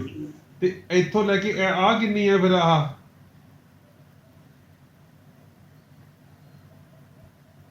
10 ਹੈ ਜੀ। ਆਹ 10 ਆ, ਵੀ 10 ਆ। ਤਾਂ ਜੇ ਅਸੀਂ ਕੱਢਣਾ ਹੋਵੇ ਵੀ F1 ਕਿੰਨੀ ਹੈਗੀ, ਤਾਂ F1 ਅਸੀਂ ਕਹਿ ਸਕਦੇ ਹਾਂਗੇ ਵੀ bandwidth resonance frequency minus bandwidth by 2 ਕਹਿ ਸਕਦੇ ਹਾਂਗੇ।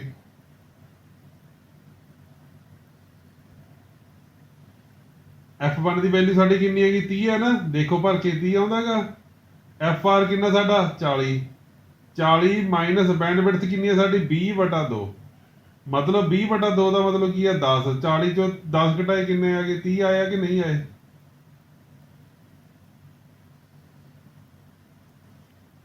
ਬੋਲੋ ਬੱਚਿਓ। ਹਾਂਜੀ ਫਾਰਮੂਲਾ ਸਹੀ ਹੈਗਾ ਸਰ ਜੀ? ਉਹ ਦੋ ਹੇਠਾਂ ਕਿਵੇਂ ਲਿਆ ਸਰ? 2 ਵਾਰੀ 10 ਹੈ ਜੀ ਉਹ। ਬੱਚੇ ਅੱਧ ਨਹੀਂ ਹੈਗਾ ਇਹ, ਇੰਨਾ ਕਿ ਹਿੱਸਾ ਜਿਹੜਾ ਪੂਰੇ ਬੈਂਡਵਿਡਥ ਦਾ ਅੱਧ ਨਹੀਂ ਹੈਗਾ ਇਹ, ਅੱਧ। ਆਪਾਂ ਰੈਜ਼ੋਨੈਂਸ ਤੱਕ ਪਹੁੰਚ ਗਏ, ਆਪਾਂ ਇੱਥੇ ਤੱਕ ਪਹੁੰਚਣਾਗਾ, ਤਾਂ 40 ਚੋਂ ਇੰਨਾ ਹਿੱਸਾ ਘਟਾਉਣੀ ਪਊ, ਫੇਰ ਇਹ 30 ਆਊਗਾ ਨਾ। ਤੇ ਜੇ ਆਪਾਂ F2 ਕੱਢਣੀ ਹੋਵੇ, ਅਪਰ ਕੱਟ ਆਫ ਫ੍ਰੀਕੁਐਂਸੀ F2, ਤਾਂ 40 ਦੇ ਵਿੱਚ ਕੀ ਜੁੜੂਗਾ? FR ਪਲੱਸ ਕੀ ਜੁੜੂਗਾ? Bandwidth divide by 2।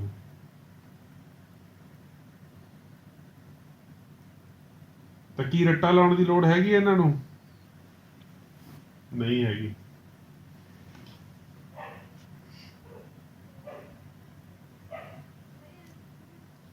ਕਲੀਅਰ ਹੋ ਗਈ ਜੀ ਗੱਲ ਇਹ? ਚਲੋ ਅੱਗੇ ਰਾਜੇ ਬੈਂਡਵਿਡਥ ਦਾ ਇਸ ਤੋਂ ਬਾਅਦ ਇੱਕ ਛੋਟਾ ਇੱਕ ਸੀਰੀਜ਼ ਰੈਜ਼ੋਨੈਂਸ ਸਰਕਟ ਦੇ ਵਿੱਚ ਇੱਕ ਆਉਂਦਾ ਹੈਗਾ ਕੁਆਲਿਟੀ ਫੈਕਟਰ। ਕੁਆਲਿਟੀ ਫੈਕਟਰ ਦਾ ਫਾਰਮੂਲਾ ਹੁੰਦਾ 1/R√L/C। ਮਤਲਬ ਕੀ ਹੈਗਾ, ਕੁਆਲਿਟੀ ਫੈਕਟਰ ਸਾਨੂੰ ਸਾਫ਼ ਪਤਾ ਲੱਗ ਰਿਹਾ ਵੀ ਜਿੰਨੀ ਵੀ ਕਿਸੇ ਵੀ ਸਰਕਟ ਦੇ ਵਿੱਚ ਇੰਡਕਟਿਵ ਰਿਐਕਟੈਂਸ ਵੱਧ ਹੋਊਗੀ ਜਾਂ ਇੰਡਕਟੈਂਸ ਜਿੰਨੀ ਜ਼ਿਆਦਾ ਹੋਊਗੀ ਉਹਨਾਂ ਉਹਦਾ ਕਿਊ ਫੈਕਟਰ ਹੋਊਗਾ ਜ਼ਿਆਦਾ, ਤੇ ਰੈਜ਼ਿਸਟੈਂਸ ਉਹਦੀ ਕੀ ਹੋਣੀ ਚਾਹੀਦੀ ਆ, ਘੱਟ। ਤਾਂ ਜੇ ਕਿਸੇ ਸਰਕਟ ਦੇ ਵਿੱਚ ਅੱਛਾ ਪਾਵਰ ਫੈਕਟਰ ਕੀ ਹੋਊਗਾ ਇਹ ਜੀ ਕੋਇਲ ਦਾ, ਚਲੋ ਦੱਸੋ।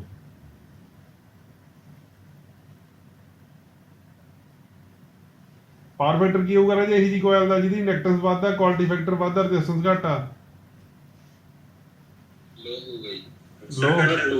ਲੋ ਹੋਊਗਾ ਰਾਜੇ, ਬਿਲਕੁਲ ਘੱਟ ਹੋਊਗਾ। ਤਾਂ ਕੁਆਲਿਟੀ ਫੈਕਟਰ, ਕਿਊ ਫੈਕਟਰ ਤੇ ਪਾਵਰ ਫੈਕਟਰ, ਦੇਖੋ ਕੁਆਲਿਟੀ ਫੈਕਟਰ ਵਧੀਆ, ਪਾਵਰ ਫੈਕਟਰ ਮਾੜਾ, ਆਪਸ ਦੇ ਵਿੱਚ ਇਹ ਇਨਵਰਸਲੀ ਪ੍ਰੋਪੋਰਸ਼ਨਲ ਹੈਗੇ।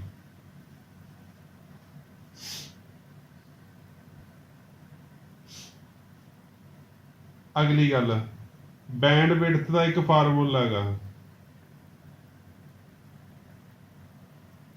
R/2πL। ਇਹਨੂੰ ਐਜ਼ ਇਟ ਇਜ਼ ਯਾਦ ਕਰਨਾ ਤੁਸੀਂ,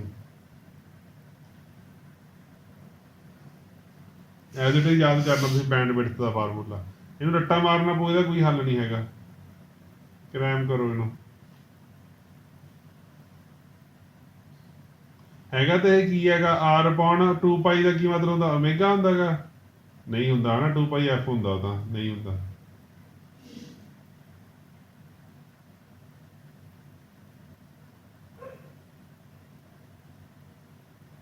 ਕਲੀਅਰ ਹੋ ਗਈ ਇੰਨੀ ਗੱਲ? ਇਸ ਤੋਂ ਬਾਅਦ ਅਜੇ ਇੱਕ ਟੌਪਿਕ ਆ, ਬੜਾ ਇੰਪੋਰਟੈਂਟ ਟੌਪਿਕ ਆ, ਉਹ ਸਮਝਣਾ ਪਊ ਉਹਦੇ ਵਾਸਤੇ ਤੁਹਾਨੂੰ ਇੱਕ ਚੀਜ਼।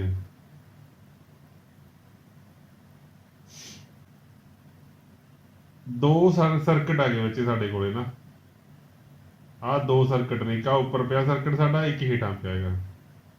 ਇਹਦੇ ਵਿੱਚ ਅਸੀਂ ਕੀ ਕੀਤਾ, ਨਾ ਤਾਂ ਇਹਦੀ ਐਲ, ਜਿੰਨੀ ਐਲ ਉੱਪਰਲੇ ਸਰਕਟ ਦੇ ਵਿੱਚ ਹੈਗੀ ਓਨੀ ਐਲ ਹੇਠਾਂ ਗਈ, ਜਿੰਨੀ ਸੀ ਉੱਪਰਲੇ ਪਾਸੇ ਹੈਗੀ ਓਨੀ ਸੀ ਹੇਠਾਂ ਗਈ। ਹੁਣ ਅਸੀਂ ਸਿਰਫ ਔਰ ਸਿਰਫ ਰੈਜ਼ਿਸਟੈਂਸ ਵਧਾ ਘਟਾ ਕੇ ਦੇਖਦੇ ਆਂਗੇ, ਹੋਰ ਕੁਝ ਨਹੀਂ ਵਧਾਉਣਾ ਘਟਾਉਣਾ। ਅਸੀਂ ਰੈਜ਼ੋਨੈਂਸ ਕਰਵਾਂ ਜੇ ਆਪਾਂ ਦੋਨਾਂ ਦੀਆਂ ਬਣਾਵਾਂਗੇ ਤਾਂ ਕੀ ਫਰਕ ਆਊ, ਦੱਸ ਸਕਦੇ? ਵੋਲਟੇਜ ਸਾਡੀ ਸੇਮ ਆ, 20 ਵੋਲਟ ਇੱਥੇ ਹੈਗੀ, 20 ਵੋਲਟ ਇੱਥੇ ਹੈਗੀ, ਤਾਂ ਦੋਨਾਂ ਦੇ ਕਰਵਾਂ ਦੇ ਵਿੱਚ ਪਤਾ ਕੀ ਫਰਕ ਆਊਗਾ? ਧਿਆਨ ਨਾਲ ਦੇਖੋ, ਜਿਹੜੇ ਸਰਕਟ ਦੇ ਵਿੱਚ ਐਕਸਐਲ ਤੇ ਐਕਸੀ ਤਾਂ ਸੇਮ ਆ ਦੋਨੇ ਪਾਸੇ, ਜਦੋਂ ਅਸੀਂ ਫ੍ਰੀਕੁਐਂਸੀ ਨੂੰ ਚੇਂਜ ਕੀਤਾ, ਐਕਸਐਲ ਤੇ ਐਕਸੀ ਦੀ ਵੈਲਿਊ ਸੇਮ ਟਾਈਮ ਦੇ ਉੱਪਰ ਜਾ ਕੇ ਬਰਾਬਰ ਹੋਊਗੀ, ਸੇਮ ਫ੍ਰੀਕੁਐਂਸੀ ਦੇ ਉੱਪਰ ਜਾ ਕੇ। ਪਰ ਰੈਜ਼ਿਸਟੈਂਸ ਦੇ ਘੱਟ ਹੋਣ ਕਰਕੇ ਸਾਡਾ ਕਰੰਟ ਜਿਹੜਾ ਹੋਊਗਾ ਉਹ ਜ਼ਿਆਦਾ ਫਲੋ ਹੋਊਗਾ ਨਾ, ਐਜ਼ ਕੰਪੇਅਰ ਟੂ ਜਦੋਂ ਸਾਡੇ ਕੋਲੇ 4 ਓਮ ਦੀ ਰੈਜ਼ਿਸਟੈਂਸ ਹੈਗੀ, ਉਦੋਂ ਜਿਹੜਾ ਸਾਡਾ ਸਰਕਟ ਹੈ ਇਹਦੇ ਵਿੱਚ ਕਰੰਟ ਹੋਊਗਾ ਉਹ ਘੱਟ ਹੋਊਗਾ। ਇਹ ਗੱਲ ਨਾਲ ਸਹਿਮਤ ਹੋ ਤੁਸੀਂ? ਸਹਿਮਤ ਹੋ ਕਿ ਨਹੀਂ ਸਹਿਮਤ? ਤਾਂ ਮਤਲਬ ਕੀ ਹੈ, ਜਦੋਂ ਵੀ ਰੈਜ਼ਿਸਟੈਂਸ ਸਾਡੀ, ਜਦੋਂ ਵੀ ਸਾਡੀ ਜਿਹੜੀ ਰੈਜ਼ਿਸਟੈਂਸ ਹੈਗੀ ਉਹ ਹੈਗੀ ਆ ਵਿੱਚ ਘੱਟ, ਇੱਥੇ ਘੱਟ ਮੰਨੀ ਹੋਈ ਹੈ ਨਾ ਆਪਾਂ, ਤਾਂ ਰੈਜ਼ਿਸਟੈਂਸ ਘੱਟ ਵੇਲੇ ਸਾਡੀ ਜਿਹੜਾ ਰੈਜ਼ੋਨੈਂਸ ਕਰਵ ਹੈਗੀ ਉਹ ਨੈਰੋ ਆਈ, ਟੌਲ ਹੈਗੀ, ਉਹ ਲੰਬੀ ਹੈਗੀ। ਕਿਉਂ? ਕਿਉਂਕਿ ਇੱਧਰ ਕਰੰਟ ਹੁੰਦਾ, ਕਰੰਟ ਵੱਧਦਾ ਨਾ, ਤਾਂ ਟੌਲ ਹੈਗੀ ਤੇ ਨੈਰੋ ਹੈਗੀ। ਤੇ ਜਿਸ ਵੇਲੇ ਸਾਡੀ ਰੈਜ਼ਿਸਟੈਂਸ ਕਿਸੇ ਵੀ ਸਰਕਟ ਦੇ ਵਿੱਚ ਵੱਧ ਹੈਗੀ, ਉਸ ਵੇਲੇ ਸਾਡੇ ਕੋਲੇ ਜਿਹੜੀ ਰੈਜ਼ੋਨੈਂਸ ਕਰਵ ਹੈਗੀ ਉਹ ਸਮਾਲ ਹੈਗੀ ਤੇ ਬਰੌਡ ਹੈਗੀ।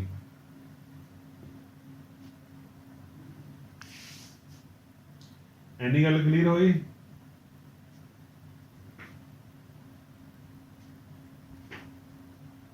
ਹੋ ਗਈ ਬੱਚੇ ਗੱਲ ਕਲੀਅਰ ਕਿ ਨਹੀਂ? ਹਾਂਜੀ ਸਰ। ਇੱਕ ਚੀਜ਼ ਦੇਖੋ ਵੀ ਜੇ ਆਹ ਬੱਚੇ ਆਹ 100% ਹੈਗਾ, ਇੱਥੇ ਜੇ 100% ਆ, ਧਿਆਨ ਨਾਲ ਦੇਖੋ ਇਹਨੂੰ ਪੂਰੀ ਨੂੰ ਆਪਾਂ 10 ਮੰਨ ਲਓ, ਤਾਂ 70% ਦਾ ਲਗਭਗ ਇੱਥੇ ਜੇ ਨਹੀਂ ਹੋਊਗਾ,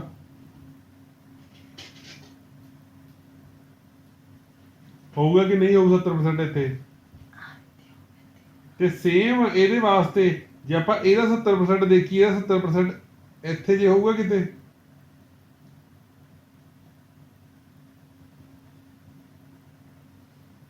ਤਾਂ ਬੈਂਡ ਵਿਡਥ ਦੇ ਵਿੱਚ ਫਰਕ ਦੇਖ ਰਹੇ ਹੋ? ਦੇਖੋ ਵੇਵ ਤਾਂ ਲਗਭਗ ਉੱਡੀ ਕੀ ਹੈ ਨਾ ਦੋਨਾਂ ਦੀ, ਜਿਹੜੀ ਚੜਾਈ ਹੈਗੀ ਰੈਜ਼ੋਨੈਂਸ ਚੜਾਈ ਜਿਹੜੀ ਐਫ ਆ ਗਈ ਆਪਣੀ, ਉਹ ਤਾਂ ਉਨੀ ਵੇਰੀ ਕੀਤੀ ਹੈ ਨਾ, ਤੇ ਰੈਜ਼ੋਨੈਂਸ ਫ੍ਰੀਕੁਐਂਸੀ ਵੀ ਸੇਮ ਟਾਈਮ ਪੀਰੀਅਡ ਦੇ ਉੱਪਰ ਆਈ ਹੈ ਇੱਥੇ ਹੀ। ਬਟ ਇਹਦੇ ਵਿੱਚ ਜਿਹੜੀ ਰੈਜ਼ੋਨੈਂਸ ਜਿਹੜੀ ਬੈਂਡ ਵਿਡਥ ਹੈਗੀ ਉਹ ਜ਼ਿਆਦਾ ਨਹੀਂ ਹੈਗੀ ਬੱਚੇ, ਇਹਦੇ ਵਿੱਚ ਬੈਂਡ ਵਿਡਥ ਘੱਟ ਨਹੀਂ ਹੈਗੀ। ਤਾਂ ਜਿਹੜੀ ਕਰਵ ਸਾਡੀ ਟੌਲ ਹੁੰਦੀ ਹੈਗੀ ਉਹਦੇ ਅੰਦਰ ਬੈਂਡ ਵਿਡਥ ਜਿਹੜੀ ਹੁੰਦੀ ਹੈਗੀ, ਬੈਂਡ ਵਿਡਥ ਉਹ ਕੀ ਹੁੰਦੀ ਹੈਗੀ, ਘੱਟ ਹੁੰਦੀ ਹੈਗੀ। ਤੇ ਜਿਹਦੇ ਵਿੱਚ ਰੈਜ਼ਿਸਟੈਂਸ ਸਾਡੀ ਵੱਧ ਹੁੰਦੀ ਹੈਗੀ, ਰੈਜ਼ਿਸਟੈਂਸ ਦੇ ਵਧਣ ਦੇ ਨਾਲ ਸਾਡੀ ਜਿਹੜੀ ਆ ਹੈਗੀ ਹੈ ਬਰੌਡ ਹੋਈ ਤੇ ਸਮਾਲ ਹੋਈ। ਜੇ ਸਮਾਲ ਆ ਗਈ ਤੇ ਇਹਦੀ ਆਪਾਂ ਕਹਿ ਸਕਦੇ ਬੈਂਡ ਵਿਡਥ ਜਿਹੜੀ ਹੁੰਦੀ ਹੈਗੀ, ਬੈਂਡ ਵਿਡਥ ਉਹ ਜ਼ਿਆਦਾ ਹੁੰਦੀ ਹੈਗੀ। ਕਹਿ ਸਕਦੇ ਰਾਜੇ ਬੈਂਡ ਵਿਡਥ ਜਿਹੜੀ ਸਾਡੀ ਉਹ ਲਾਰਜ ਹੁੰਦੀ ਹੈਗੀ। ਦੱਸੋ ਬੱਚਿਓ, ਇਹ ਗੱਲ ਕਲੀਅਰ ਹੋ ਗਈ? ਜਿਹੜੀ ਲੰਬੀ ਵੇਵ ਹੋਊਗੀ, ਜਿਹੜੀ ਲੰਬੀ ਵੇਵ ਹੋਊਗੀ ਉਹਦੇ ਅੰਦਰ ਬੈਂਡ ਵਿਡਥ ਸਾਡੀ ਕੀ ਹੋਊਗੀ, ਘੱਟ ਹੋਊਗੀ। ਤੇ ਜਿਹੜੀ ਸਾਡੀ ਰੈਜ਼ਿਸਟੈਂਸ ਜਿੱਥੇ ਵੱਧ ਹੋਊਗਾ ਉੱਥੇ ਕਰੰਟ ਘੱਟ ਹੋਊਗਾ, ਉੱਥੇ ਸਾਡੀ ਬੈਂਡ ਵਿਡਥ ਜ਼ਿਆਦਾ ਹੋਊਗੀ। ਹੁਣ ਬੈਂਡ ਵਿਡਥ ਜ਼ਿਆਦਾ ਦਾ ਫਾਇਦਾ ਕਿ ਘੱਟ? ਅੱਛਾ, ਗਰੁੱਪ ਆਫ ਫ੍ਰੀਕੁਐਂਸੀਜ਼ ਇੱਥੇ ਵੱਧ ਨੇਗੇ ਇੱਕ ਨੰਬਰ ਵੇਵ ਦੇ ਵਿੱਚ, ਕਿ ਗਰੁੱਪ ਆਫ ਫ੍ਰੀਕੁਐਂਸੀਜ਼ ਇਹਦੇ ਵਿੱਚ ਵੱਧ ਨੇਗੀਆਂ?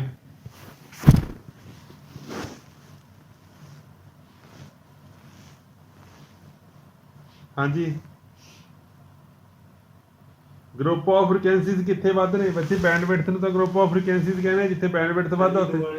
2 ਵਾਲੀ ਵੇਵ ਦੇ ਵਿੱਚ ਤਾਂ ਰਾਜੇ ਜੇ ਮੰਨ ਲਈ ਆਪਾਂ ਵੀ ਗਰੁੱਪ ਆਫ ਫ੍ਰੀਕੁਐਂਸੀਜ਼ ਇੱਥੇ ਹੈਗੀਆਂ ਨੇ 50 ਤੇ ਇੱਥੇ ਹੈਗੀਆਂ ਨੇਗੀਆਂ ਸਿਰਫ 20, ਤਾਂ ਆਹ ਪੁਆਇੰਟ ਲੱਭਣਾ, ਆਹ ਪੁਆਇੰਟ ਲੱਭਣਾ, ਰੈਜ਼ੋਨੈਂਸ ਵਾਲਾ ਪੁਆਇੰਟ ਲੱਭਣਾ 20 ਦੇ ਵਿੱਚੋਂ ਆਹ ਪੁਆਇੰਟ ਲੱਭਣਾ ਸੌਖਾ ਗਾ ਕਿ 50 ਦੇ ਵਿੱਚੋਂ ਕੋਈ ਪੁਆਇੰਟ ਲੱਭਣਾ ਸੌਖਾ? ਤੁਸੀਂ ਕਿਸੇ ਚੀਜ਼ ਨੂੰ 20 ਚੀਜ਼ਾਂ 'ਚ ਇੱਕ ਚੀਜ਼ ਕੱਢਣੀ ਸੌਖੀ ਹੈ ਕਿ 50 ਚੋਂ ਕੱਢਣੀ ਸੌਖੀ ਹੈ? 20 ਦੇ ਵਿੱਚੋਂ ਤਾਂ ਲੱਭਣਾ ਜਿਹਨੂੰ ਪੰਜਾਬੀ 'ਚ ਅਸੀਂ ਕਹਿੰਦੇ ਲੱਭਣਾ, ਉਹਨੂੰ ਕਹਿੰਦੇ ਅਸੀਂ ਸਿਲੈਕਟਿਵਿਟੀ। ਤਾਂ ਜਿਹਦੀ ਬੈਂਡ ਵਿਡਥ ਘੱਟ ਹੁੰਦੀ ਆ ਉਹਦੀ ਸਿਲੈਕਟਿਵਿਟੀ ਸਿਲੈਕਟ ਕਰ ਦਿਆਂਗੇ। ਜਦੋਂ ਆਪਾਂ ਇੱਕ ਸਿਗਨਲ ਨੂੰ ਸਿਲੈਕਟ ਕਰਦੇ ਆ ਉਹਦੀ ਸਿਲੈਕਟਿਵਿਟੀ ਹਾਈ ਹੁੰਦੀ ਹੈਗੀ। ਤੇ ਜਿਹਦੀ ਬੈਂਡ ਵਿਡਥ ਲਾਰਜ ਹੁੰਦੀ ਆ ਉਹਦੀ ਸਿਲੈਕਟਿਵਿਟੀ ਬਹੁਤ ਜ਼ਿਆਦਾ ਮਾੜੀ ਹੁੰਦੀ ਹੈਗੀ, ਪੂਅਰ ਹੁੰਦੀ ਹੈਗੀ। ਆਪਾਂ ਸਿਲੈਕਟ ਹੀ ਨਹੀਂ ਕਰ ਪਾਵਾਂਗੇ। ਇੱਥੋਂ ਸਿਗਨਲ ਮਿਲਣਾ ਸਾਨੂੰ ਸਟਾਰਟ ਹੋ ਜਾਊਗਾ, ਇੱਥੋਂ ਚੜ ਕਰੀ ਜਾਊਗਾ, ਸਾਨੂੰ ਪਤਾ ਹੀ ਨਹੀਂ ਲੱਗਣਾ ਵੀ ਕਿੱਥੇ ਸਿਗਨਲ ਮਿਲੂਗਾ ਸਾਨੂੰ। ਤਾਂ ਇੰਨੇ ਥਾਂ 'ਚੋਂ ਲੱਭਣਾ ਔਖਾ ਗਾ, ਇੱਥੋਂ ਲੱਭਣਾ ਸੌਖਾ ਗਾ। ਤਾਂ ਸਿਲੈਕਟਿਵਿਟੀ, ਬੈਂਡ ਵਿਡਥ ਤੇ ਰੈਜ਼ਿਸਟੈਂਸ, ਜੇ ਤਿੰਨੇ ਆਪਸ ਦੇ ਵਿੱਚ ਜੋੜ ਸਕਦੇ ਹੋ ਤੁਸੀਂ ਤਾਂ ਤੁਹਾਡੀ ਸੀਰੀਜ਼ ਰੈਜ਼ੋਨੈਂਸ ਤੁਹਾਡਾ ਕਲੀਅਰ ਹੈਗਾ, ਅਦਰਵਾਈਜ਼ ਨਹੀਂ ਹੈਗਾ। ਸ਼ੁਰੂ ਕਿੱਥੋਂ ਹੋਏ ਸੀ ਆਪਾਂ? ਸ਼ੁਰੂ ਹੋਏ ਸੀਗੇ ਆਪਾਂ ਆਹ ਵੇਵ ਦੇਖਦੇ ਹਾਂ। ਸ਼ੁਰੂ ਕਿੱਥੋਂ ਹੋਏ ਸੀ ਆਪਾਂ?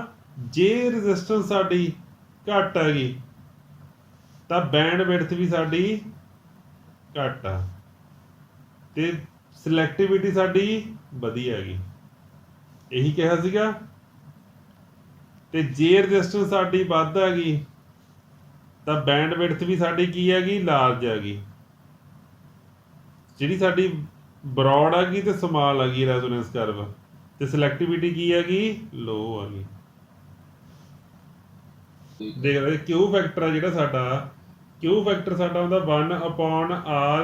1/√L/C ਤੇ ਬੈਂਡ ਵਿਡਥ ਹੈ ਜਿਹੜੀ ਸਾਡੀ ਉਹ ਹੈਗੀ ਆ R/2πL, ਇਹੀ ਹੈ ਨਾ।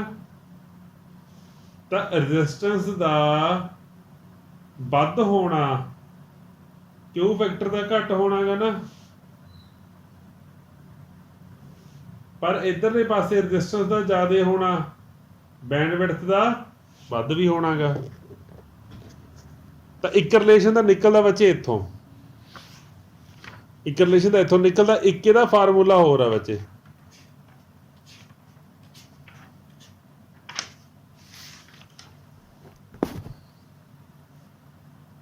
ਇੱਕ ਜਿਹੜੀ ਤੁਸੀਂ ਉਹ ਫੋਟੋ ਨਹੀਂ ਭੇਜੀ ਸੀਗੀ ਆਹ, ਇੱਕ ਇਹਦਾ ਫਾਰਮੂਲਾ ਬੱਚੇ ਇੱਥੋਂ ਨਿਕਲਦਾ ਵੀ ਜਿਹੜੀ ਬੈਂਡ ਵਿਡਥ ਹੁੰਦੀ ਹੈ ਨਾ, ਬੈਂਡ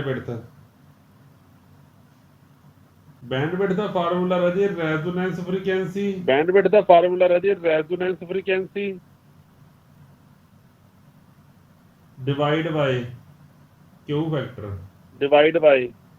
ਫੈਕਟਰ, ਆਹ ਫਾਰਮੂਲਾ ਹੁੰਦਾ ਰਾਜੇ।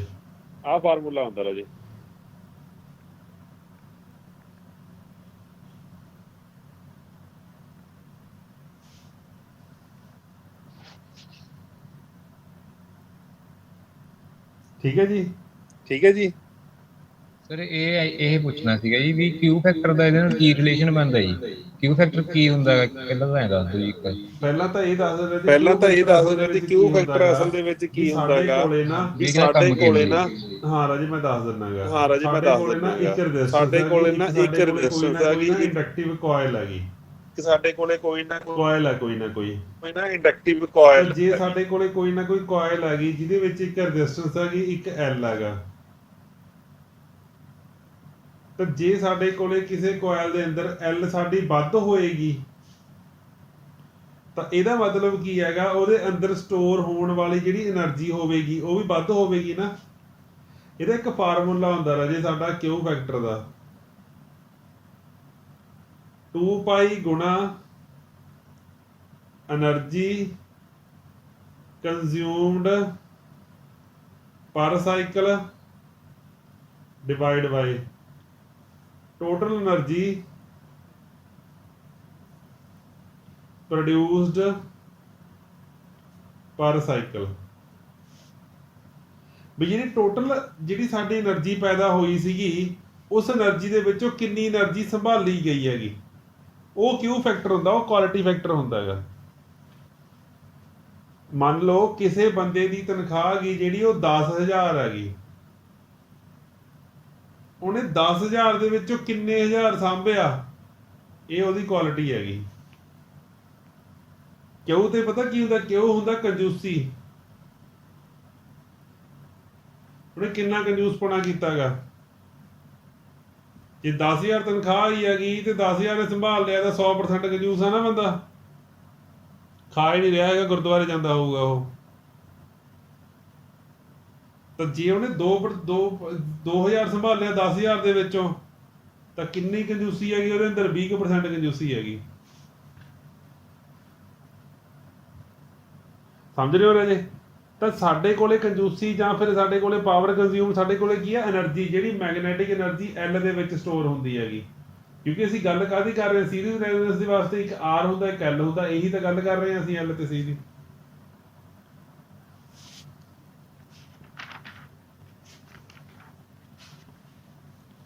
ਕਲੀਅਰ ਹੋਈ ਬੱਚੇ ਗੱਲ? ਇਹ ਵੀ ਰੈਜ਼ੋਨੈਂਸ ਇਹ ਕਿਊ ਫੈਕਟਰ ਹੁੰਦਾ ਕੀ ਆ।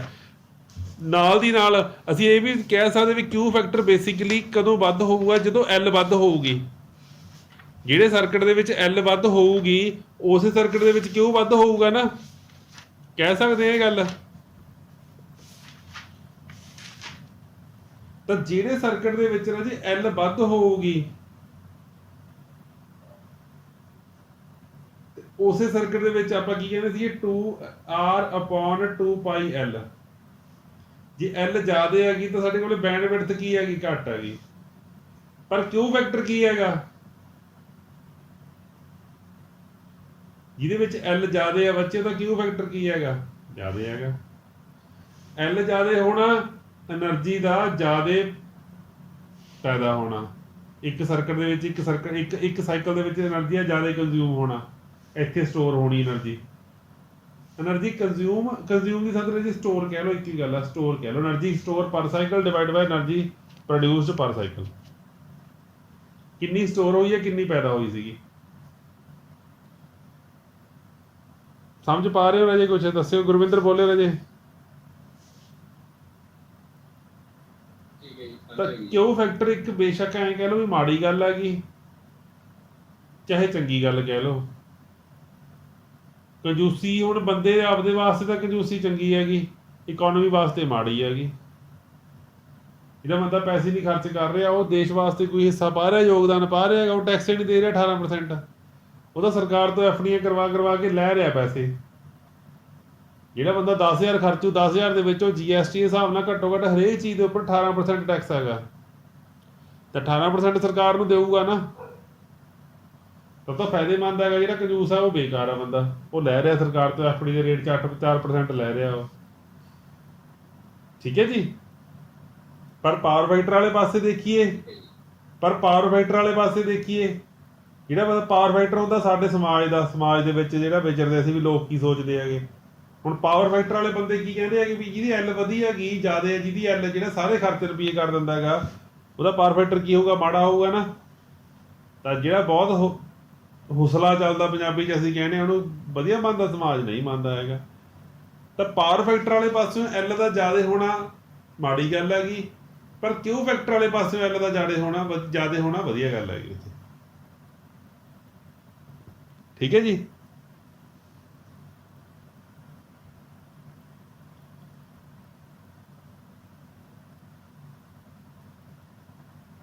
ਜੀ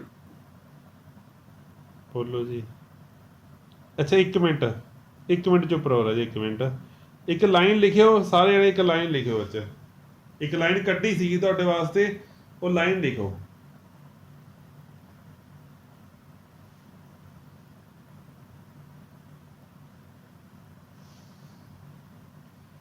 ਹਾਇਰ ਦਾ ਵੈਲਿਊ ਆਫ ਜੀਵੀ ਗੁਪਤਾ ਦੇ ਵਿੱਚ ਅੱਜ ਮੈਂ ਪਹਿਲੀ ਵਾਰੀ ਇਹ ਲਾਈਨ ਲੱਭੀ ਹੈਗੀ। Higher the value of Q means higher the selectivity of a tuning coil। Most important line ਰਾਜੇ, ਪੇਪਰ ਦਾ ਪਤਾ ਨਹੀਂ ਆਵੇ ਨਾ ਆਵੇ, ਪਰ ਬਹੁਤ ਵਧੀਆ ਕੰਸੈਪਟ ਵਾਲੀ ਲਾਈਨ ਆ ਬੱਚੇ। ਇਹ ਦੱਸ ਸਕਦੇ ਹੋ ਕਿਵੇਂ? ਦੱਸੋ ਬੱਚੇ ਕਿਵੇਂ ਟਿਊਨਿੰਗ ਕੋਇਲ, ਪਹਿਲਾਂ ਤਾਂ ਦੱਸੋ ਟਿਊਨਿੰਗ ਕੋਇਲ ਕੀ ਹੁੰਦੀ ਹੈਗੀ, ਦੱਸੋ ਟਿਊਨਿੰਗ ਕੋਇਲ ਕੀ ਹੁੰਦੀ ਹੈਗੀ।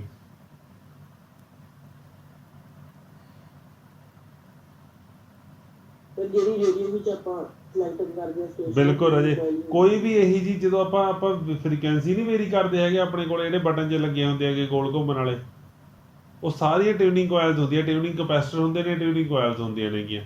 ਆਪਾਂ ਐਲ ਦੀ ਵੈਲਿਊ ਚੇਂਜ ਕਰਦੇ ਹਾਂ ਰਾਜੇ। ਇਹਦਾ ਮਤਲਬ ਜੇ ਕਿਤੇ ਐਲ ਜ਼ਿਆਦਾ ਹੈਗਾ, ਜੇ ਐਲ ਜ਼ਿਆਦਾ ਆ, higher the value of L, ਜੇ ਐਲ ਜ਼ਿਆਦਾ ਆ ਤਾਂ ਕਿਊ ਫੈਕਟਰ ਜ਼ਿਆਦਾ ਹੋਵੇਗਾ। ਤਾਂ ਆਪਾਂ ਕਹਿੰਦੇ higher the value of L, ਉਹਦੀ ਸਿਲੈਕਟਿਵਿਟੀ ਓਨੀ ਜ਼ਿਆਦਾ ਹੋਊਗੀ ਬੱਚੇ। ਤਾਂ ਸਿਲੈਕਟਿਵਿਟੀ ਸਾਨੂੰ ਜ਼ਿਆਦਾ ਚਾਹੀਦੀ ਹੁੰਦੀ ਹੈ, ਘੱਟ ਚਾਹੀਦੀ ਹੁੰਦੀ ਆ? ਜ਼ਿਆਦਾ ਚਾਹੀਦੀ ਹੈ। ਸਿਲੈਕਟ ਅਸੀਂ ਵਧੀਆ ਕਰ ਸਕੀਏ।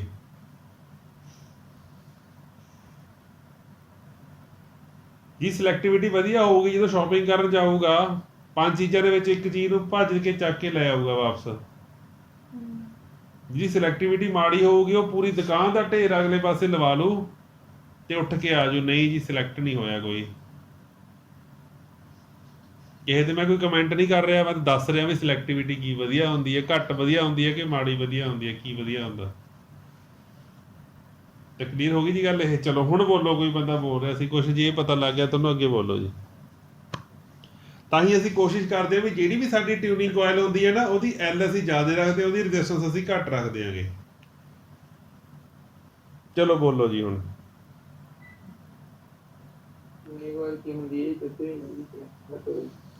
ਬੱਚੇ ਟਿਊਨਿੰਗ ਕੋਇਲ ਜਿਹੜੀ ਸਾਡੇ ਰੇਡੀਓ ਦੇ ਅੰਦਰਲੇ ਪਾਸੇ ਅਸੀਂ ਗੋਲ ਗੋਲ ਘੁਮਾਉਂਦੇ ਨਹੀਂ ਹੈਗੇ, ਤੁਸੀਂ ਜਿੰਨੇ ਵੀ ਇਲੈਕਟ੍ਰੋਨਿਕ ਸਰਕਟਸ ਦੇਖਦੇ ਹੋਗੇ ਉਹਨਾਂ ਦੇ ਅੰਦਰਲੇ ਪਾਸੇ ਚੋਕ ਨਹੀਂ ਲੱਗੀ ਹੁੰਦੀ ਹੈਗੀ।